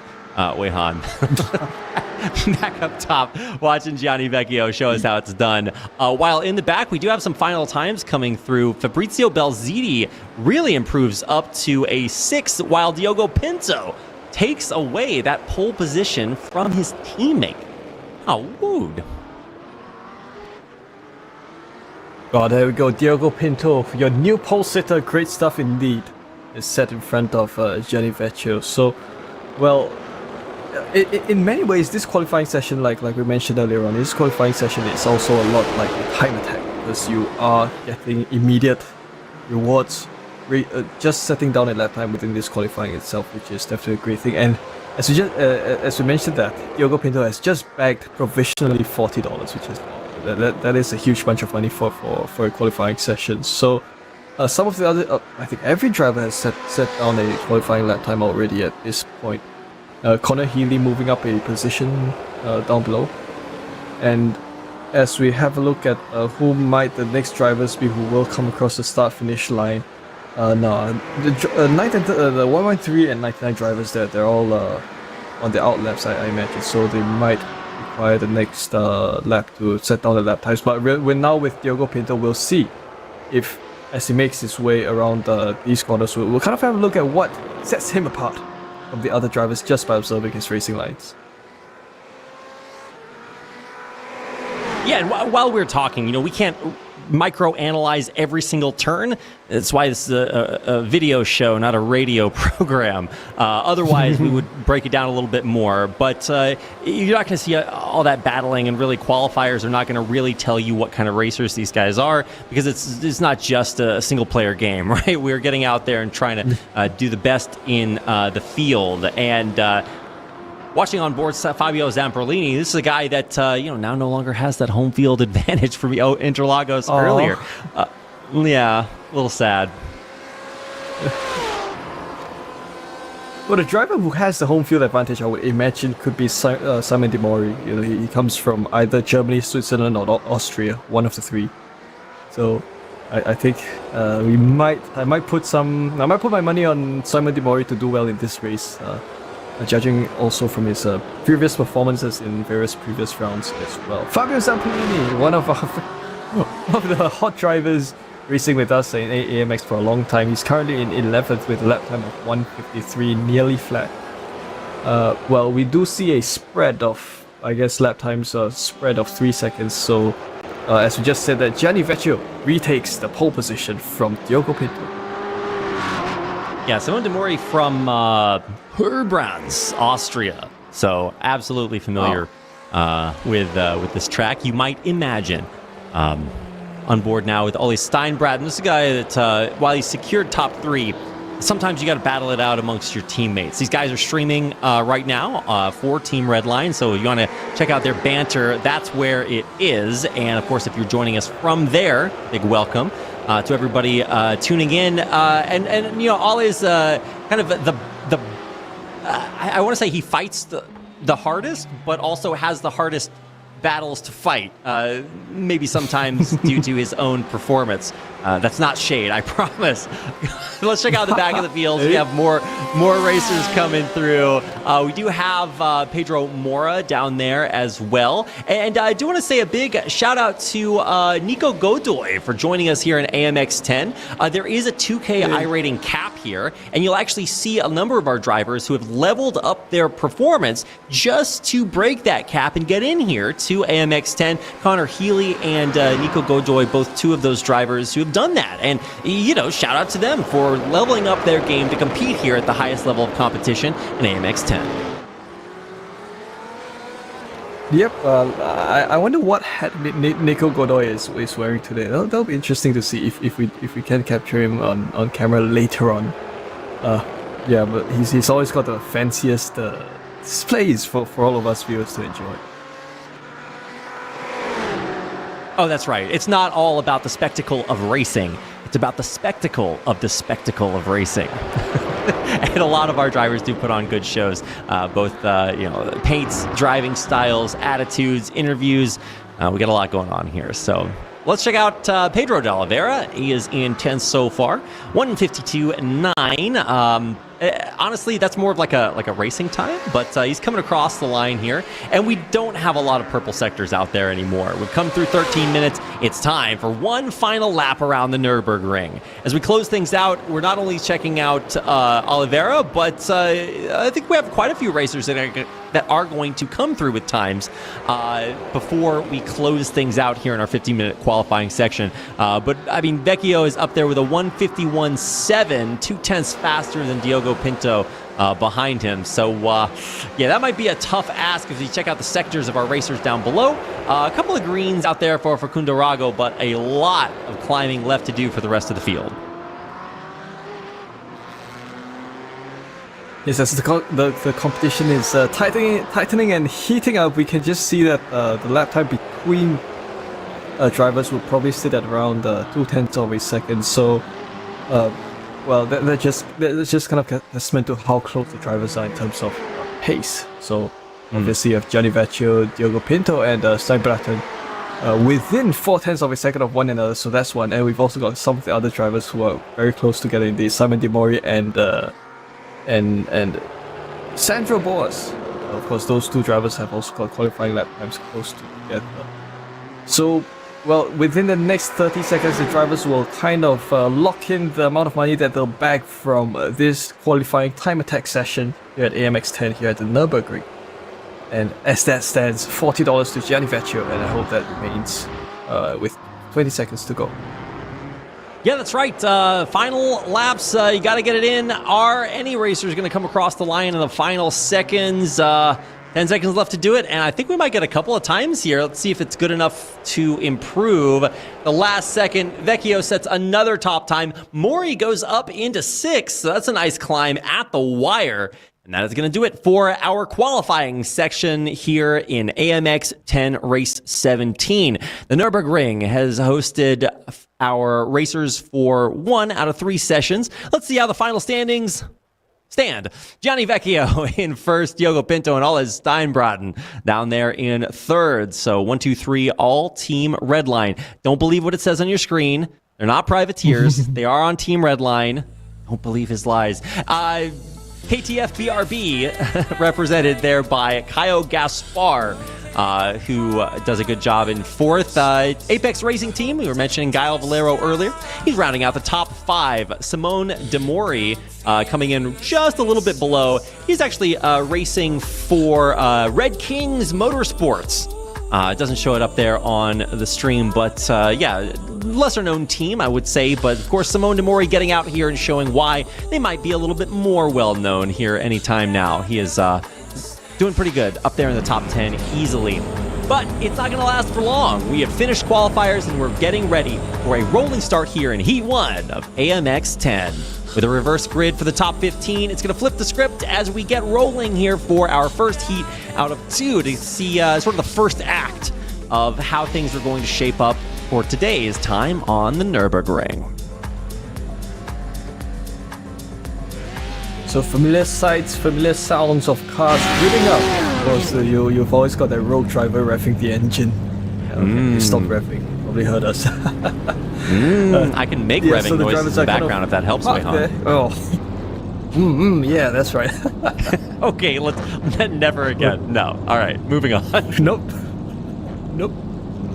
Look, it's not that I don't believe in you, Weihan. I know that you had a lot of practice, maybe as a kid, to make these kind of noises. That was how I knew that I was destined for motorsports.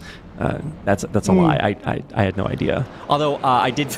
Anyway, we're going to start things off. And lest we digress, let's go ahead and get started with a rolling start on the Nürburgring. Not going to take too much of our time as we don't have that many laps here. It's only 15 minutes for heat number 1. So we're going to get a prelude, the calm before the metaphorical storm. Maybe some metaphysical ones going on there afterwards. I can't tell. But yeah, and I do want to point out that the field as it stands currently is actually quite diverse. We've got 3 Porsches in the top. Then it's BMWs all the way down. And actually, Simone Demori running the only Ford for today, down there in 9th, 10th. So that is pretty high for the only Ford driver to join us. Also, I have to mention for all the Ferrari fans out there, all 3 Ferraris are in the bottom 4 from 20th to 24th. So, yeah. Now, you guys might be used to that level of pain there. The BMW has gone around the middle of the pack. Oh, another BMW has gone around the middle of the pack. That seems to be number 8 I can't tell which car is number 8. So a huge shunt to the start of racing here at the Nürburgring. But everyone else who's not been caught up has made it through the Mercedes arena. It's a rejoin. Track. Oh, someone's gone high speed in reverse. That's Facundo Rago, who's I think he's tried to escape by going in reverse. That's a new style of maneuvering that I've never seen that before. Gerardo Ramos that one down. Is coming under a lot of pressure. Huge race, good racing here along the mid pack as well as they come towards what's probably the Dunlop hairpin. I think I forgot the names here at Nürburgring, but it's all. This yellow BMW being sandwiched by Porsche and BMW there. Of course, this is a battle for 4th position, I think, with Gerardo Ramos in 3rd. He's made his way out to 3rd, and yeah, this is battle for 3rd. Oh, 3 wide, potential 3 wide action happening right there. I think we do have the race one of the pole sitters from qualifying. He's also made his way up here. That would seem to be Simon Demori, who's over in 7th, and Diogo Pinto is in 5th. Yeah, wow, so much action to start this off. The entire back of the field, we had like 24 racers and now down to 17. So that's just how fast things can change. Man, I hate to see races start that way, but now it's going to be all about who's racing for that 15th reverse grid spot. And still the action continues in the top 15. These guys are absolutely racing it out. And if we take a look at the top 4 really, a lot of competition up there at the top. Resenje holds that top spot and the fastest lap, means that he's doing a pretty good job of rocketing into the future with 1.3 second lead, now drawing even more on Lisowski in second. So Ramos, Lisowski, Steinbratton, Pinto, Dornella doing a lot of work there in that top 5. As we do see moves being made in the back of the pack too, so we'll try to update you as the action continues. But we are going wheel to wheel around the inside. It's Resenje, Lisowski, Ramos. And really, it's actually Lisowski, Ramos, Steinbratton. Steinbratton making a big move off track a little bit there for Ramos as he falls out of contention. Steinbratton making a big move. Pinto right behind him. The Red Line Racers are motoring up into the top 5 with Vecchio lagging a little bit behind. Probably see him up there in a second, but as we watch Diogo Pinto, he is right behind Ole Steinbratton, trying to overtake his teammate as Ole goes for the second place overtake on Lisowski. See if he can get it here in the next few turns. Lisowski continues to sit in second with Steinbratton putting a lot of pressure on the Porsche driver. Indeed, as they make their way through the Schumacher, as is one of the places where you have to carry a lot of speed through the corners. So we have a quick replay, a picture of the incident in turn 1. So it was a typical mistake of car sending it the wrong way into the Yokohama S corner there, on the lead up to the Mercedes arena. But of course, good action here. That could be an overtaking attempt by Steinbratton for 3rd. He's made his way up to 2nd, but this is also Simon De Mori, who's, I think, been coming under a bit of pressure from the other BMWs. Oh, there seems to be some incident right in front there. That seems to be Steinbratton and Lisowski, who's made their way up, who's been affected in some ways. Lisowski tries to rejoin, and we have your new race leader, Jackson Resenje. Well, I mean, Resenje's been up there basically forever, but for Pinto, Dornella, Vecchio, Gaspar, now your top 5, as we see an unceremonious exit from Ole Steinbratton, who is way out of here. Man, rough way to start the race. Not only that beginning altercation, but also, most recent spinouts there. Really reforms that top 5 and makes a lot of the action more towards the midfield. That battle for 7th is hot. On board with Pedro Mora, coming around the inside, trying to take out Ramos, and he does. And he doesn't. This doesn't stick. He's down there in 10th, and Jackson Calavi, Ramos ahead of him, will be doing their best to keep him back in the double digits. Dornella in 3rd. He's in 3 positions where he started from in this full black BMW. And he's under some pressure from Gianni Vecchio.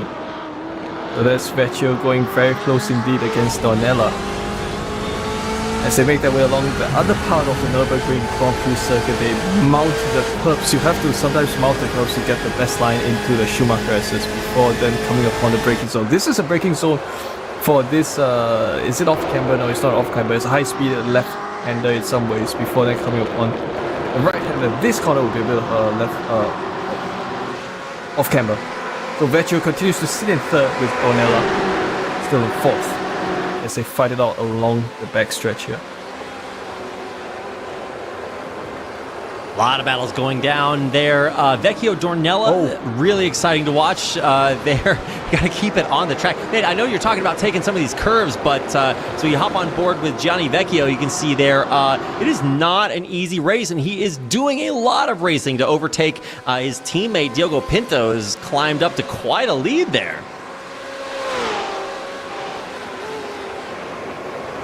Yeah, you can kind of see that the way this track is, you need to have a stable car in order to handle the curves that come along the way. It's not like some of the other Grand Prix circuits where the curves are quite flat. You kind of take them as you will. De Mori with his lone Ford GT, it's always striking, the car from 2016, this Ford GT indeed. well, a bit of history. It's the 50th anniversary of Ford GT from the 60s. Ford brought it back in 2016 and they won Le Mans.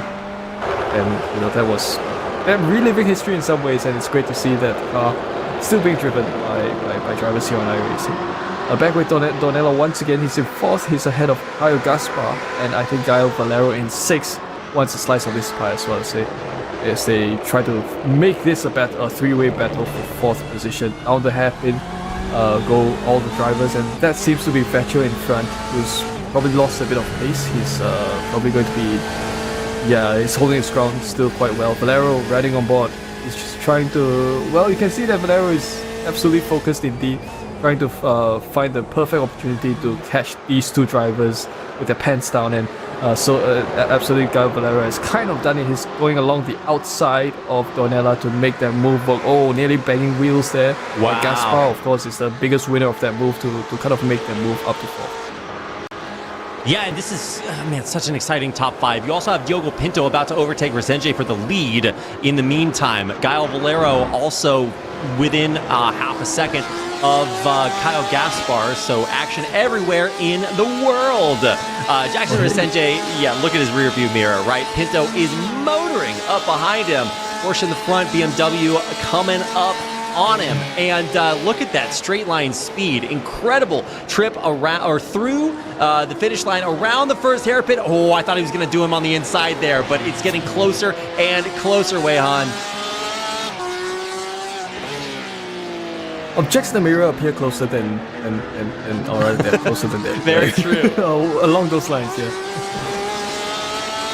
I remember reading that when I was riding in my car seat in the front seat next to my mom, and only little did I know what it could truly mean. Now the full realization of the warning message on the mirrors comes into effect as we watch Diogo Pinto, seemingly inevitable, using that slipstream and now coming alongside, trying to get in on the inside, and he does. Will it stick though? Another trip through, and Jackson Resenge trying to take it back.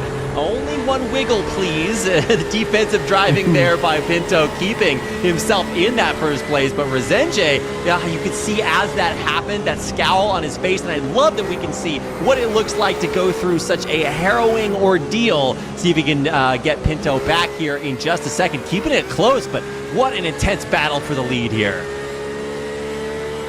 Great battling indeed for the lead, and we're past the halfway point of the first heat, and really, I was just saying I don't feel like sleeping anymore. This is keeping me awake. For sure. Oh, a bit of overtaking moves there. I think it's just been sent up the rear by Gianni Vecchio or some other car from behind, and that came as a surprise. I thought he might have to give it back, but now down in 3rd. Bad move, and man, that's a real problem. You think you're racing other racers, but you're actually doing it for yourself. Like, you have to be consistent while trying to make it happen. As we now check on Gaio Valero, who himself has built up quite a bit of momentum down there up into 5th, and now contesting Caio Gaspar for 4th place.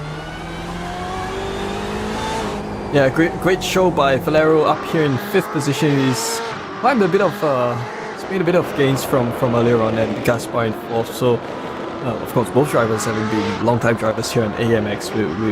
We just like to see how we can have a look at how Gaspar is kind of really focused as he sits in 4th, trying to fend off Valero in 5th position. They come upon the middle sector of the Nürburgring circuit. This part, it's all about trying to get the rhythm right, and trying to, at least for Valero, try to stay within the slipstream of Gaspar before coming up on the hairpin once again. So great driving by all the drivers.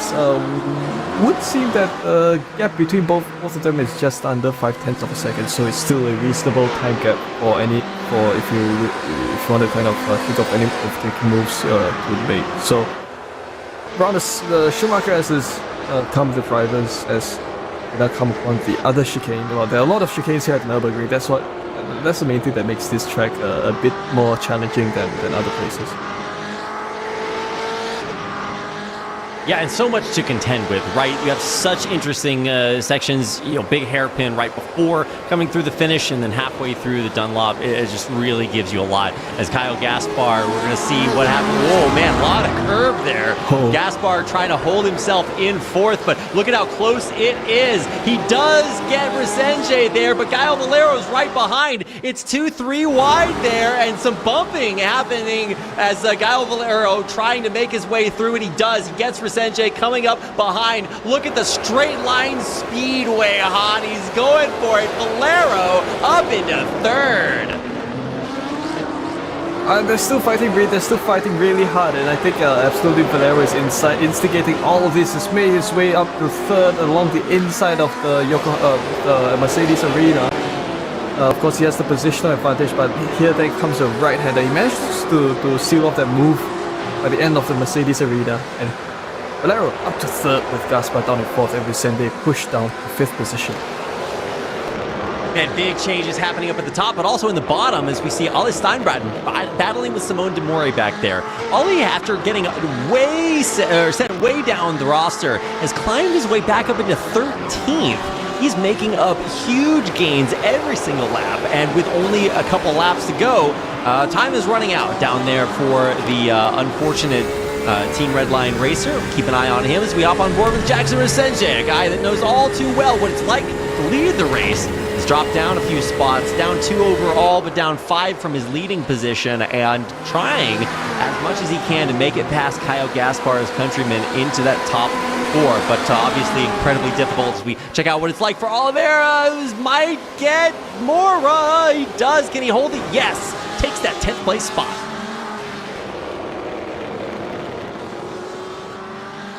So Oliveira continues to fight with a lot of pressure from the drivers behind. So yeah, we do have we can kind of see multiple teams.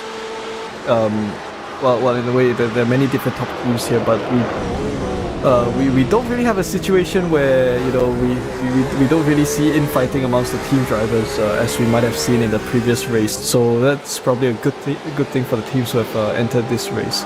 Pedro Moura in 11th, and he's ahead of Lisowski in 12th. Well, so we're now into the mid-pack of just an observation. The mid-pack is where most of the Porsches and some of the Corvettes are at. Yeah, that's actually a good notification. BMW is up towards the top. A couple of Porsches. Lone Corvette there. Eliseo up in the top 10. So representing a little bit of everything up there.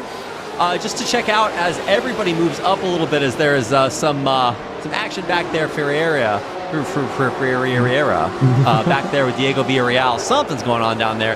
Don't know what's going on because Ale is continuing to make moves. Up into 12th now, and soon probably into the top 10. This is a white flag lap, Han. We are coming to the end. Our time here in Heat 1, and that means that if you're going to do it, you got to make the move now. On board with Kyle Gaspar, who is within the zone. Gerardo Ramos holding on to 6th pretty well here. And so this might not be what it looks like, as Ale coming within 1/10. Lower and lower. He's trying to make that last second move to get that extra place over Pedro Mora. Mora right now, you can just look at what his rear view looks like. Ale coming around the side, trying at the line. Can he get him? Or not the line just yet. He does. Up into 11th. And wow, what a move at the final moments of the race. The Nürburgring being a little bit kinder there to Ale, allowing him up into nearly the top 10. Because the driver who's managed to do it all, it is Diogo Pinto, who will take the win here at the Nürburgring, the first heat of AMX 10. It goes with Gianni Vecchi and Gael Valero coming home in 2nd and 3rd, with Resenji in 4th and Donella in 5th. Well, what's the other very important battle is also a battle for 15th between, of course, Rauco and Mori, but this right now is Lisowski, who comes home in 13th, and Belciti will come home in 14th.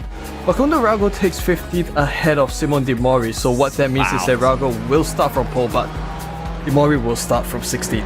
So, unfortunately, missed opportunity there, but great racing nonetheless. And we've just wrapped up the first heat here at the Nürburgring Grand Prix circuit with some of the other drivers. Fabio Zampolini, this is coming around the final corner and also coming across the start-finish line. So I think it's been quite a tidy race here at the Nürburgring compared to perhaps the races earlier on, but we're quickly transitioning towards the second heat, the feature race. I don't know what race you were watching there, Weihan. Tidy, I would say, for 90%, but man, that 10% really doing a lot of work. The way this race started, I think we had like almost 10 racers just deleted instantly in a huge altercation. So Diogo Vecchio, Gael Valero, your top three, representing Redline, and Apex Racing Team. Kanani Esports Brazil there. Texaco Racing by Tony Kanan in fourth with Jackson Senje. And then Duckhawk Racing's Lucas Dornella rounding out the top five. Some big moves down there towards the end, like you were mentioning earlier, with Facundo Rago narrowly edging out Eric Troiano at the line. Really exciting to see Ollie Steinbraden also get sent all the way back to the back of the field and climb all the way back up to nearly the top 10. And that's going to do it for AMX 10 Heat 1 into Heat 2. The rolling start starting right about now. And cross your fingers, Weihan. We need a little bit of extra help to keep things pointed forward for the first lap of the race. Yeah, it's okay. For first times, some drivers the nerves have to overcome them. But now we're down to the second heat. I think the drivers should all be steady. It's just in fact, it's half a pace lap now. So very quickly, drivers will be onto the green flag. Very quickly. Yeah, it is not going to be that long before we get things started. And I really love that rolling starts are always good. It builds the tension as we get ready to close things out. We had the preliminary act, and now we are speeding up. You can hear those engines rev as we get ready to cross the finish line for lap number 1 of our final heat of the night. So let's see what happens as we get up to speed here. Back in the back, we got Diogo Pinto Vecchio. They're trying to climb. Resenje making moves. Steinbraden got flipped up into the top 3, and now he is making even more moves. More are coming up behind him. Back in the back, we're watching Pinto Vecchio, and everybody trying to keep it on the track, but we already had our first spins. Oh no! Who's getting taken out there in the back? It looks like tumbling down the order. Orcano, Godoy, Zamperlini, Demori. Man, a rough start for Boas there too. So back is not looking so good, but Brago, Belziti, Steinbraden doing a lot to make the front look even better. Steinbraden maybe having an overtaking opportunity here, but it's getting a little bit tense, and my spin signal senses are tingling. Weihan, help me. Help these drivers. We need everybody in the chat to guide them in the right direction around some of the most complicated curves in the world. It doesn't get much more difficult than this, and you see Resenje now tumbling back in the order as he spins out from behind. Back into the field. No, that's not a safe rejoin. Well, so that was a lawfully chaotic start to the race. No! It just said that someone spun off. Oliveira now back into 15th. He does get it back, pointed the right way, but only because we're spinning behind him too. That's Ferreira back and out of the race for now. Zamperlini way down there behind him in 20th. And man, I don't know whose fault that was, but clearly not ours. I didn't say anything. Diogo Pinto and Vecchio battling up through the middle of the pack there. Oh man, looking close there. I actually think there might have been a spin right behind there. No, okay, both pointed still, just barely out of camera range. I'm gonna hyperventilate here. I'm losing my voice. Weihan, it is so tense. Middle of the pack, and actually front, we've got a new fastest lap by Facundo Rago, but it's not fast enough to keep himself from being overtaken by Fabrizio Belziti and Ollie Steinbraden in the lead. Yeah, we have a new race leader at lap 2, so a lot has happened during the first lap, and we were not able to summarize that because too many things have happened. Pinto in 6th, and I think someone's got kicking up some dirt there. Thought that was a spin, but no. So that's good. Exiting the Mercedes Arena Gold, the drivers, Kyle Gaspar continues in 5th position ahead of Diogo Pinto, and this paint scheme reminds me of some of the old school NASCAR paint schemes with the blue flame along the front. And we have a look at not a Resenje slip, but a Resenje crash this time. He spun. He almost reversed into oncoming traffic, but then he managed to teleport away just in time.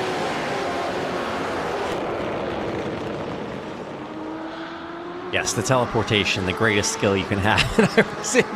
Pinto, Vecchio, The sim racing. trundling. Oh, yeah, I mean, I think we saw that in AMX 0 earlier. Look at Pinto. He's about to go for it. So hitting that pedal to the metal around the side. Can he make it? No, he's not going to go for it just yet. I mean, you got to wait for a straight limited overtaking moves here. But I think he might find one here. Next corner, the move is coming. So hold on. Kyle Gaspar, because Diogo Pinto is going for it. 5, 4, 3, 2, 1, and here we go. Big move around the outside, shutting the door there. Wow, I've never seen the back of a car look bigger than what Kyle Gaspar just did. A little bit of a Weasley trunk situation back there, keeping it back and holding off Diogo Pinto through that chicane for now. But look at this straightaway coming through the finish line, and this is where Diogo Pinto might just make the move up into the top 5.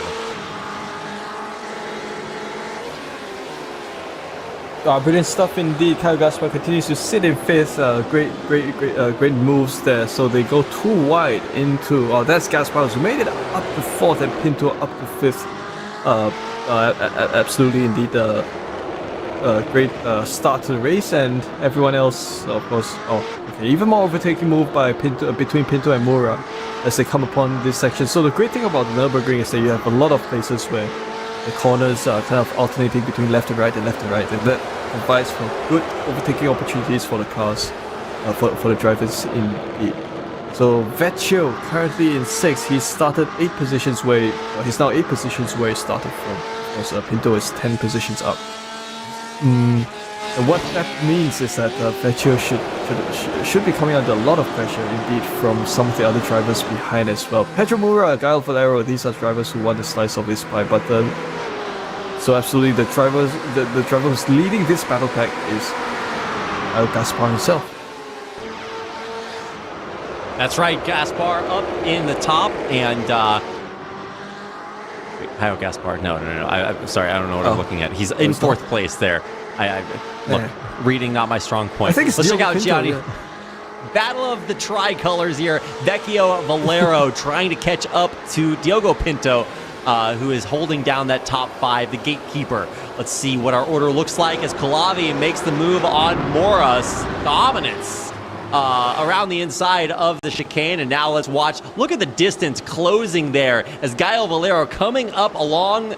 I thought he was going to go alongside there, but now just closing the distance behind Gianni Vecchio. This is going to be an intense top 5, probably for the rest of the race, as we see Troiano moving up behind, Zamperlini up into 14th, moves in the backfield as well.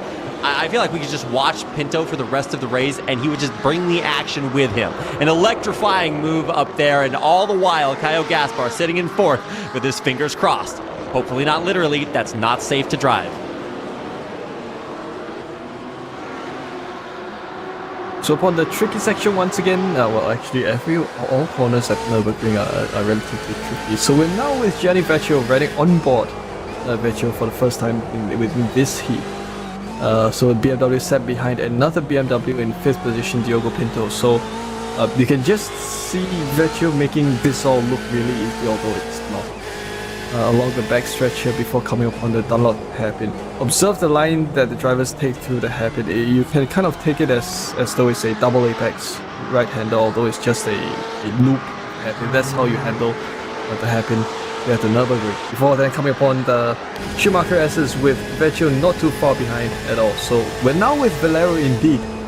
Another BMW, so we've got 5 BMWs in sequence. Wow. Yeah, so Valero, one of our resident fast French drivers as well, sat behind Vecchio. I just noticed Quentin Guinet isn't here, so we're left with Valero here. No, I keep mistaking the Italian flag for the French flag. Apologies. I only recognize flags that have stars on them. Sorry, guys, but I'm doing my best here. Valero, yeah, like I said, this Vecchio Valero battle, the battle of the V's. Yeah. A swarm of V's in the middle. Oh yeah, also Gianni and Gael. Not quite as close, but same letter. Still GV. counts. GV. Yeah, in the middle of the pack, or in the middle of that the field, relatively. We also have action going on there as Lasowski's making some big climbs in the meantime, as Eliseo struggles to hold on to that top 10 in his Corvette, the lone driver of that model. As we watch the Ramos crash from behind, that is the way the cookie and the car crumbles there. Narrow avoidance and a nice way to rejoin the race in that 15th, but there's no reverse grid anymore. This is it. This is the last race, the last heat of the last race of the day. So if you've got gas left in your tank, here is where you use it. Back on board with Kyle Gaspar to see once again a horror show in his rearview mirror of drivers that have nothing but his head in the targets.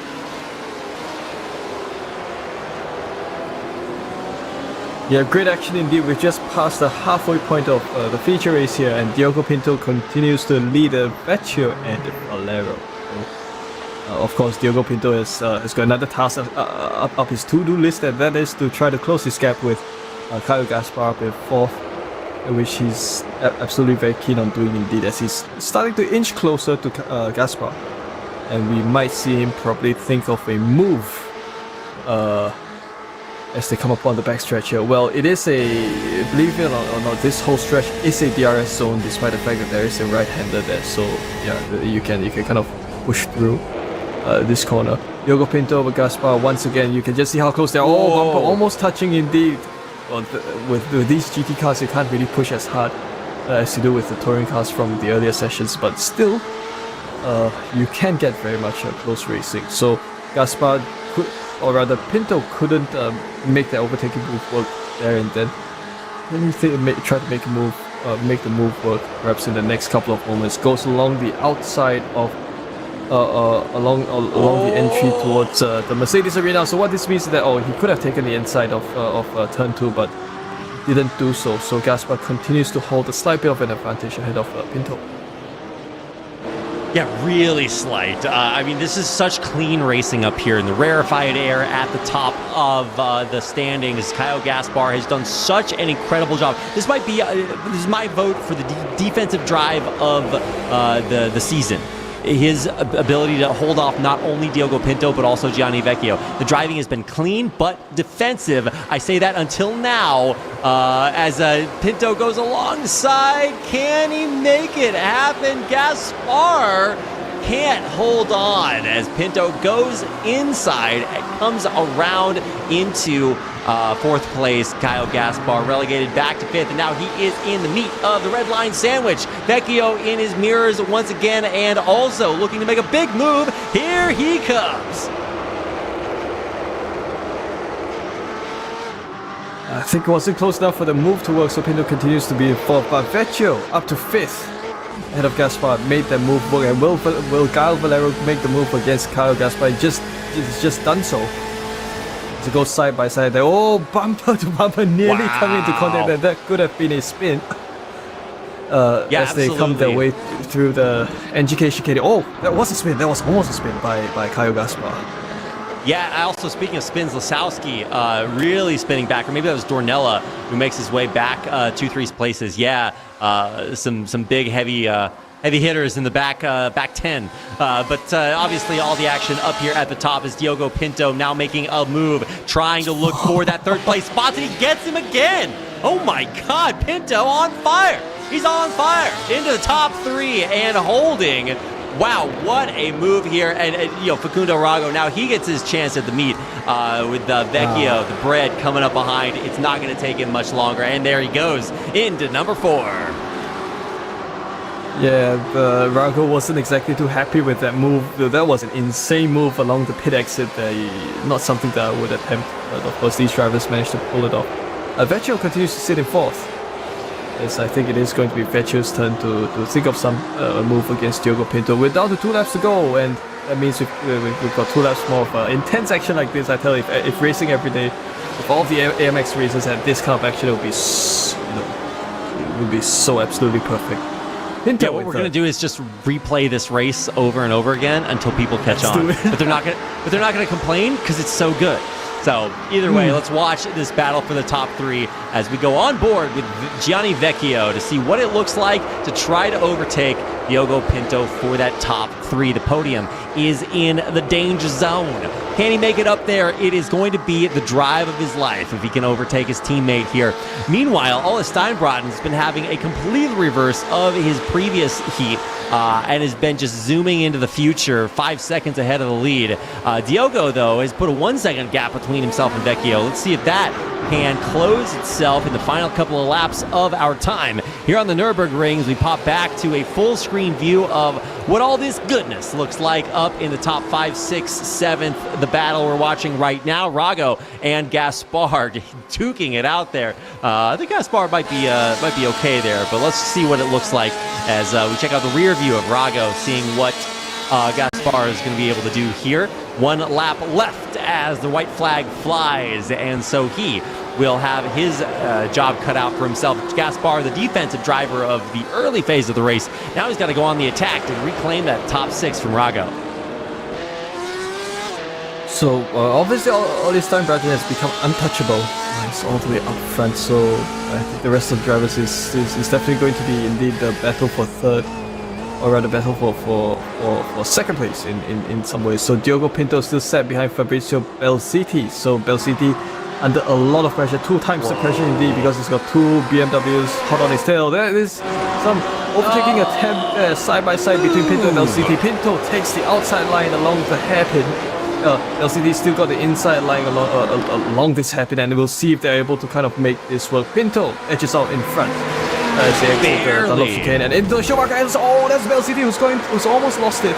He's almost lost 2 positions, and he's almost lost his whole car as well along the exit of the Schumachers, and that's Valero who's made the move along the inside as well for 4th, and Belziti down to 5th position. Steinbraten, your race leader, he's probably going to take the race win, but the most exciting action here is the one for 2nd place, currently held by Diogo Pinto. That's right, it's all he needed. Gael Valero into 4th, past Belziti and Kyle Gaspar, who's still holding down there in that 6th. The final moments of our time here on the Nürburgring as we watch Kyle Gaspar fall to Rago, who takes him out. No, back and forth, and it's actually Kyle in. Oh no, the spin is Rago. He goes off track, and we'll have to rejoin, but it's going to be a slow rejoin. And as Ole passes the checkered flag, Diogo Pinto will come home in 2nd. Vecchio, Valero, and Belziti, your top 5, one after another. They come across the finish line, but Eliseu might get the pass at the line. He's going down to it. He's 20 thousandths away from a top 10, but he can't make it happen. Rago just barely keeps his nose ahead and holds off Eliseu for that top 10 finish. What a photo finish to the race. Way on. It doesn't get much better than that. What an exciting finish to the feature race here at race 17 of AMX 10 here at the Nürburgring. And look, I am lost for words because the amount of action we've seen was just so intense. Ole Steinbrattel, of course, your outright undisputed winner, 6 seconds of an advantage ahead of the rest of the field. Ole Steinbrattel from Norway takes a race win with Diogo Pinto from Iberia coming home in 2nd. Gianni Vecchio in 3rd, and El Valero in 4th. Fabrizio Belziti in 5th, and we've also got the rest of the drivers as listed here, so all these are absolutely fast drivers indeed who have done so well here at the Nürburgring. That's right, because we're not showing the bottom 6 drivers. Yeah, congratulations to all of our racers. If you have the skills to make it into AMX 10, then you absolutely deserve to be here. And for the top of the field, you really got a chance to see what it looks like to battle it out on incredible cars, on an incredible track, and see what incredible racing truly looks like tonight.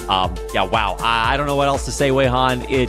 I think this is one of those races that really speaks for itself. And you know, we kind of knew that coming into not only such an iconic track with some amazing cars. Sadly, they're going to be phased out in real life, but we get to keep them here forever. This is our Never Land of racing as the Lost Boys come out here onto the Nürburgring and show us what it's like to stay young forever in our GTEs. And that's why we bring them out. We really do try to highlight a lot of different combinations of cars and tracks, and then we just throw our racers into it and say, okay, can you handle it? And I do actually know a lot of our racers do prepare for these races ahead of time. I was talking to, I forget who it was in the interview last week, where they're saying like, yeah, you sign up for races and you're like, all right, so next week I got to race these things. It's time, and let's go. So I think we got a chance to see what it looks like, as obviously the drivers with the most experience on this track in these cars prevailed in the end, Wei-Han.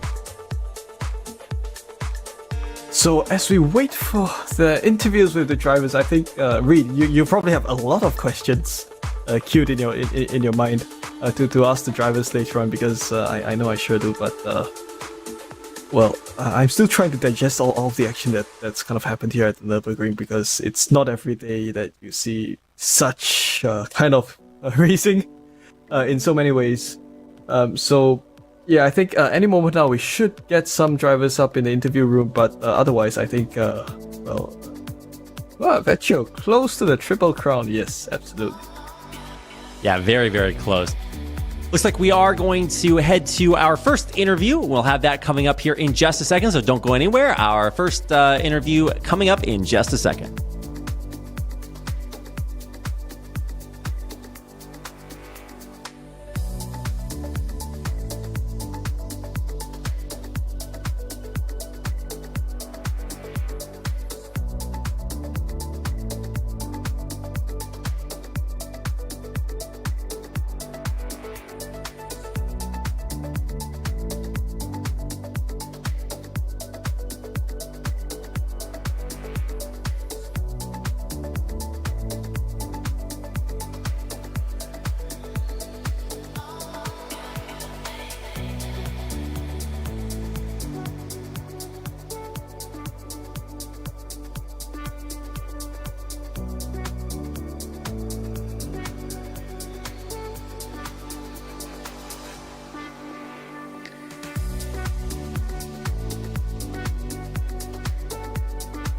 All right, we're going to start off our first interview with the Dark Knight, Ole Steinbrad. Welcome.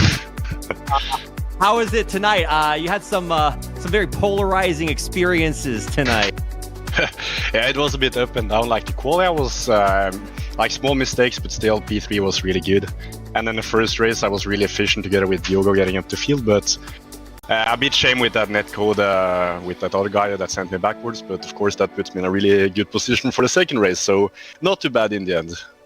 Yeah, I felt a little bit like a single-player race there for Heat 2. I mean, was it just totally relaxing? You had a little bit of racing to do at the beginning of the final heat. Yeah, I mean, at the start it was a bit of racing, like trying to be efficient, because I know that, for example, Gianni used to be incredible in this car, so if he would quickly get up the field, I would have to push hard at the front. So I was definitely pushing, but of course, like, no risk and just managing the tires and just, keeping it safe, but of course being on it.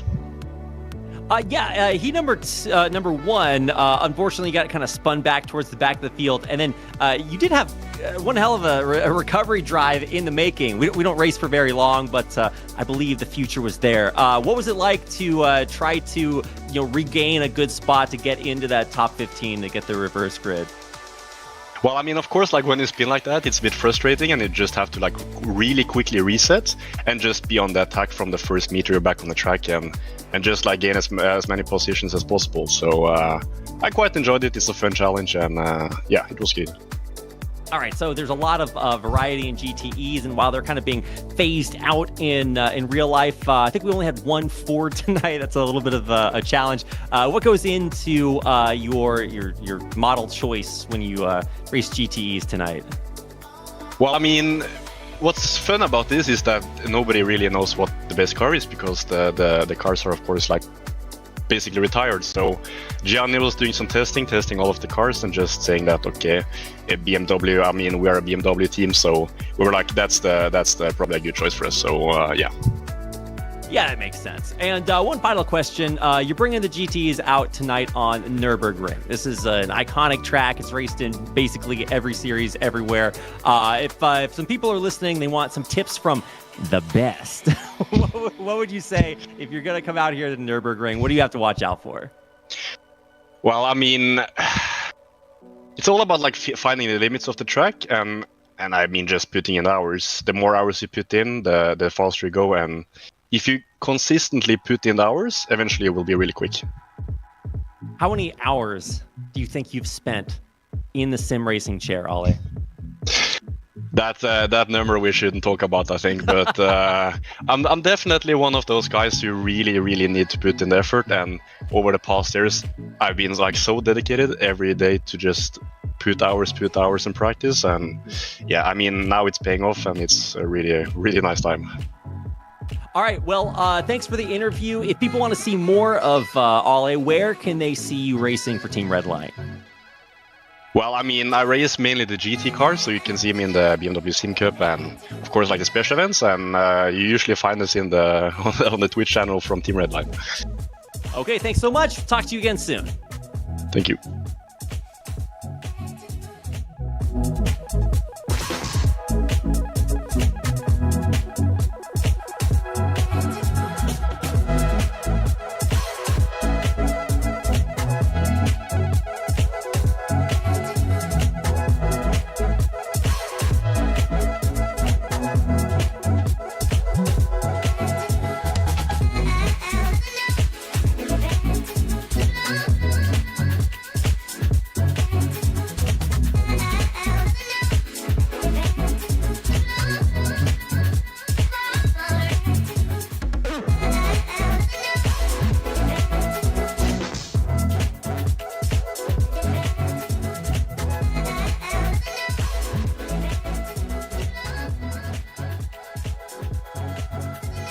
All right, it's time for our second interview of the night. So I want to welcome Eliseo to our stream. Wow, congratulations on your races. You've been looking very good so far. How was your experience in the races tonight?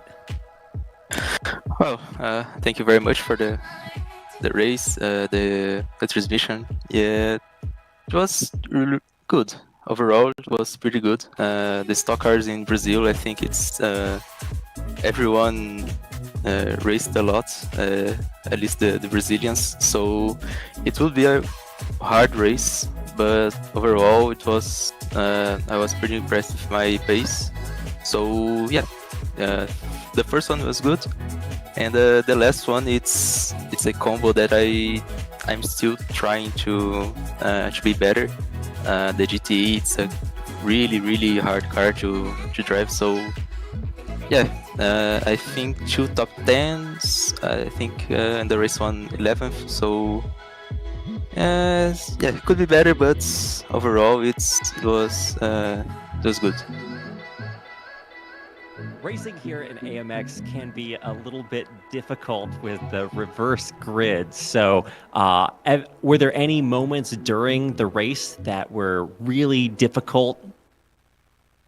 The first lap on both races, everyone trying to gain as much positions as they can.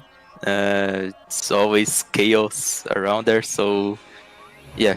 The start of the races are definitely the hardest part. Well, you're not just racing in AMX, and obviously you've been sim racing for a long time. So what's next? Are you competing in some other tournaments, or do you have some goals for the rest of this year?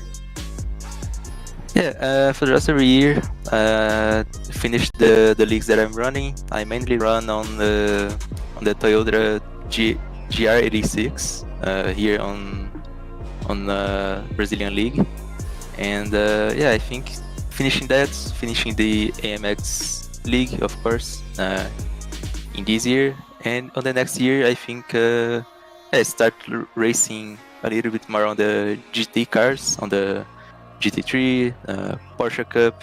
So yeah, taking the next step. I've been racing for a long time on the Toyota, the Mazdas, the TCR. So yeah, maybe a little bit of TCR and making the step for the GT3. Well, good luck in the rest of your sim racing. We look forward to having you back here in AMX and hope to see you well on your way in your journey in the upcoming years. Thank you so much for the interview and your time here tonight. Thank you, Ray. See you.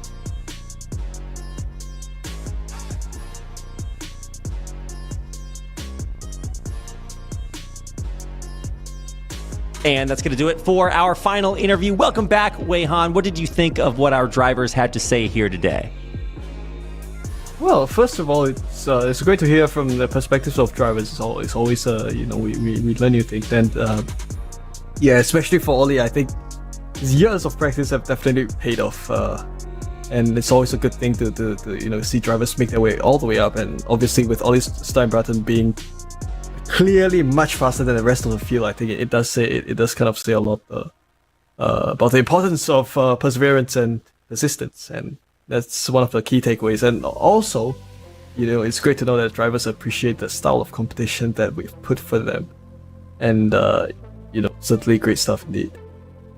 Thanks, motivational coach Wei Han. I'll call you up if I need some encouragement. No, it is really great to hear from some of the pro drivers out there, and drivers like Eliseo, who still has a lot of goals, some achievements still left on the bucket list. Really, we got a chance to see a lot from a lot of drivers tonight. Really polarizing periods of time spent in the front and the back of the field. Even Ole saying, it's a little bit different racing by yourself up at the top and holding on to that position as opposed to, being sent back to the back and having to climb your way up through the rest of everybody else. So some really exciting games. There's going to be highlights of these games and some of the best moments put up on our social media. So make sure to pay attention to our Twitter and Instagram, where we post highlights, announcements, information, and everything you need to know about AMX Global League Season 3. So make sure to follow us at AMX_Global on Twitter and Instagram. And we'd love to see you follow us here on YouTube and Twitch, and subscribe if you can. We really appreciate your support. And tell your friends to get out here and join, whether in the chat or in the seat for AMX Global League Season 3, because we still have about 40 races left in the season, and there's going to be a lot of action and a lot of money on the line, so you do not want to miss it. And you can make sure that you don't miss it by heading over to amxrace.com and signing up for any of the races we have left coming up this season. It's going to be great. If you thought today's races were good, just wait. We've got a lot more coming up. And if you'd like to join the conversation and have a conversation with any of the drivers that you saw here tonight, make sure to head over to the AMX Global Discord. You can search for it, or you can head over to amxrace.com. There's a link up at the top. Click it, join, and we'd love to hear from you. If you have any comments or would just like to race, then look forward to seeing you again next time as AMX Global League continues. Will be tomorrow. So set your alarms or just follow us on social media, and we'll be sure to let you know when we go live with any of the upcoming races in AMX Global League Season 3. But that's going to do it for tonight, Wei Han. So we have one final second to wave goodbye to all of our viewers before we see you back here again tomorrow. Thanks for watching.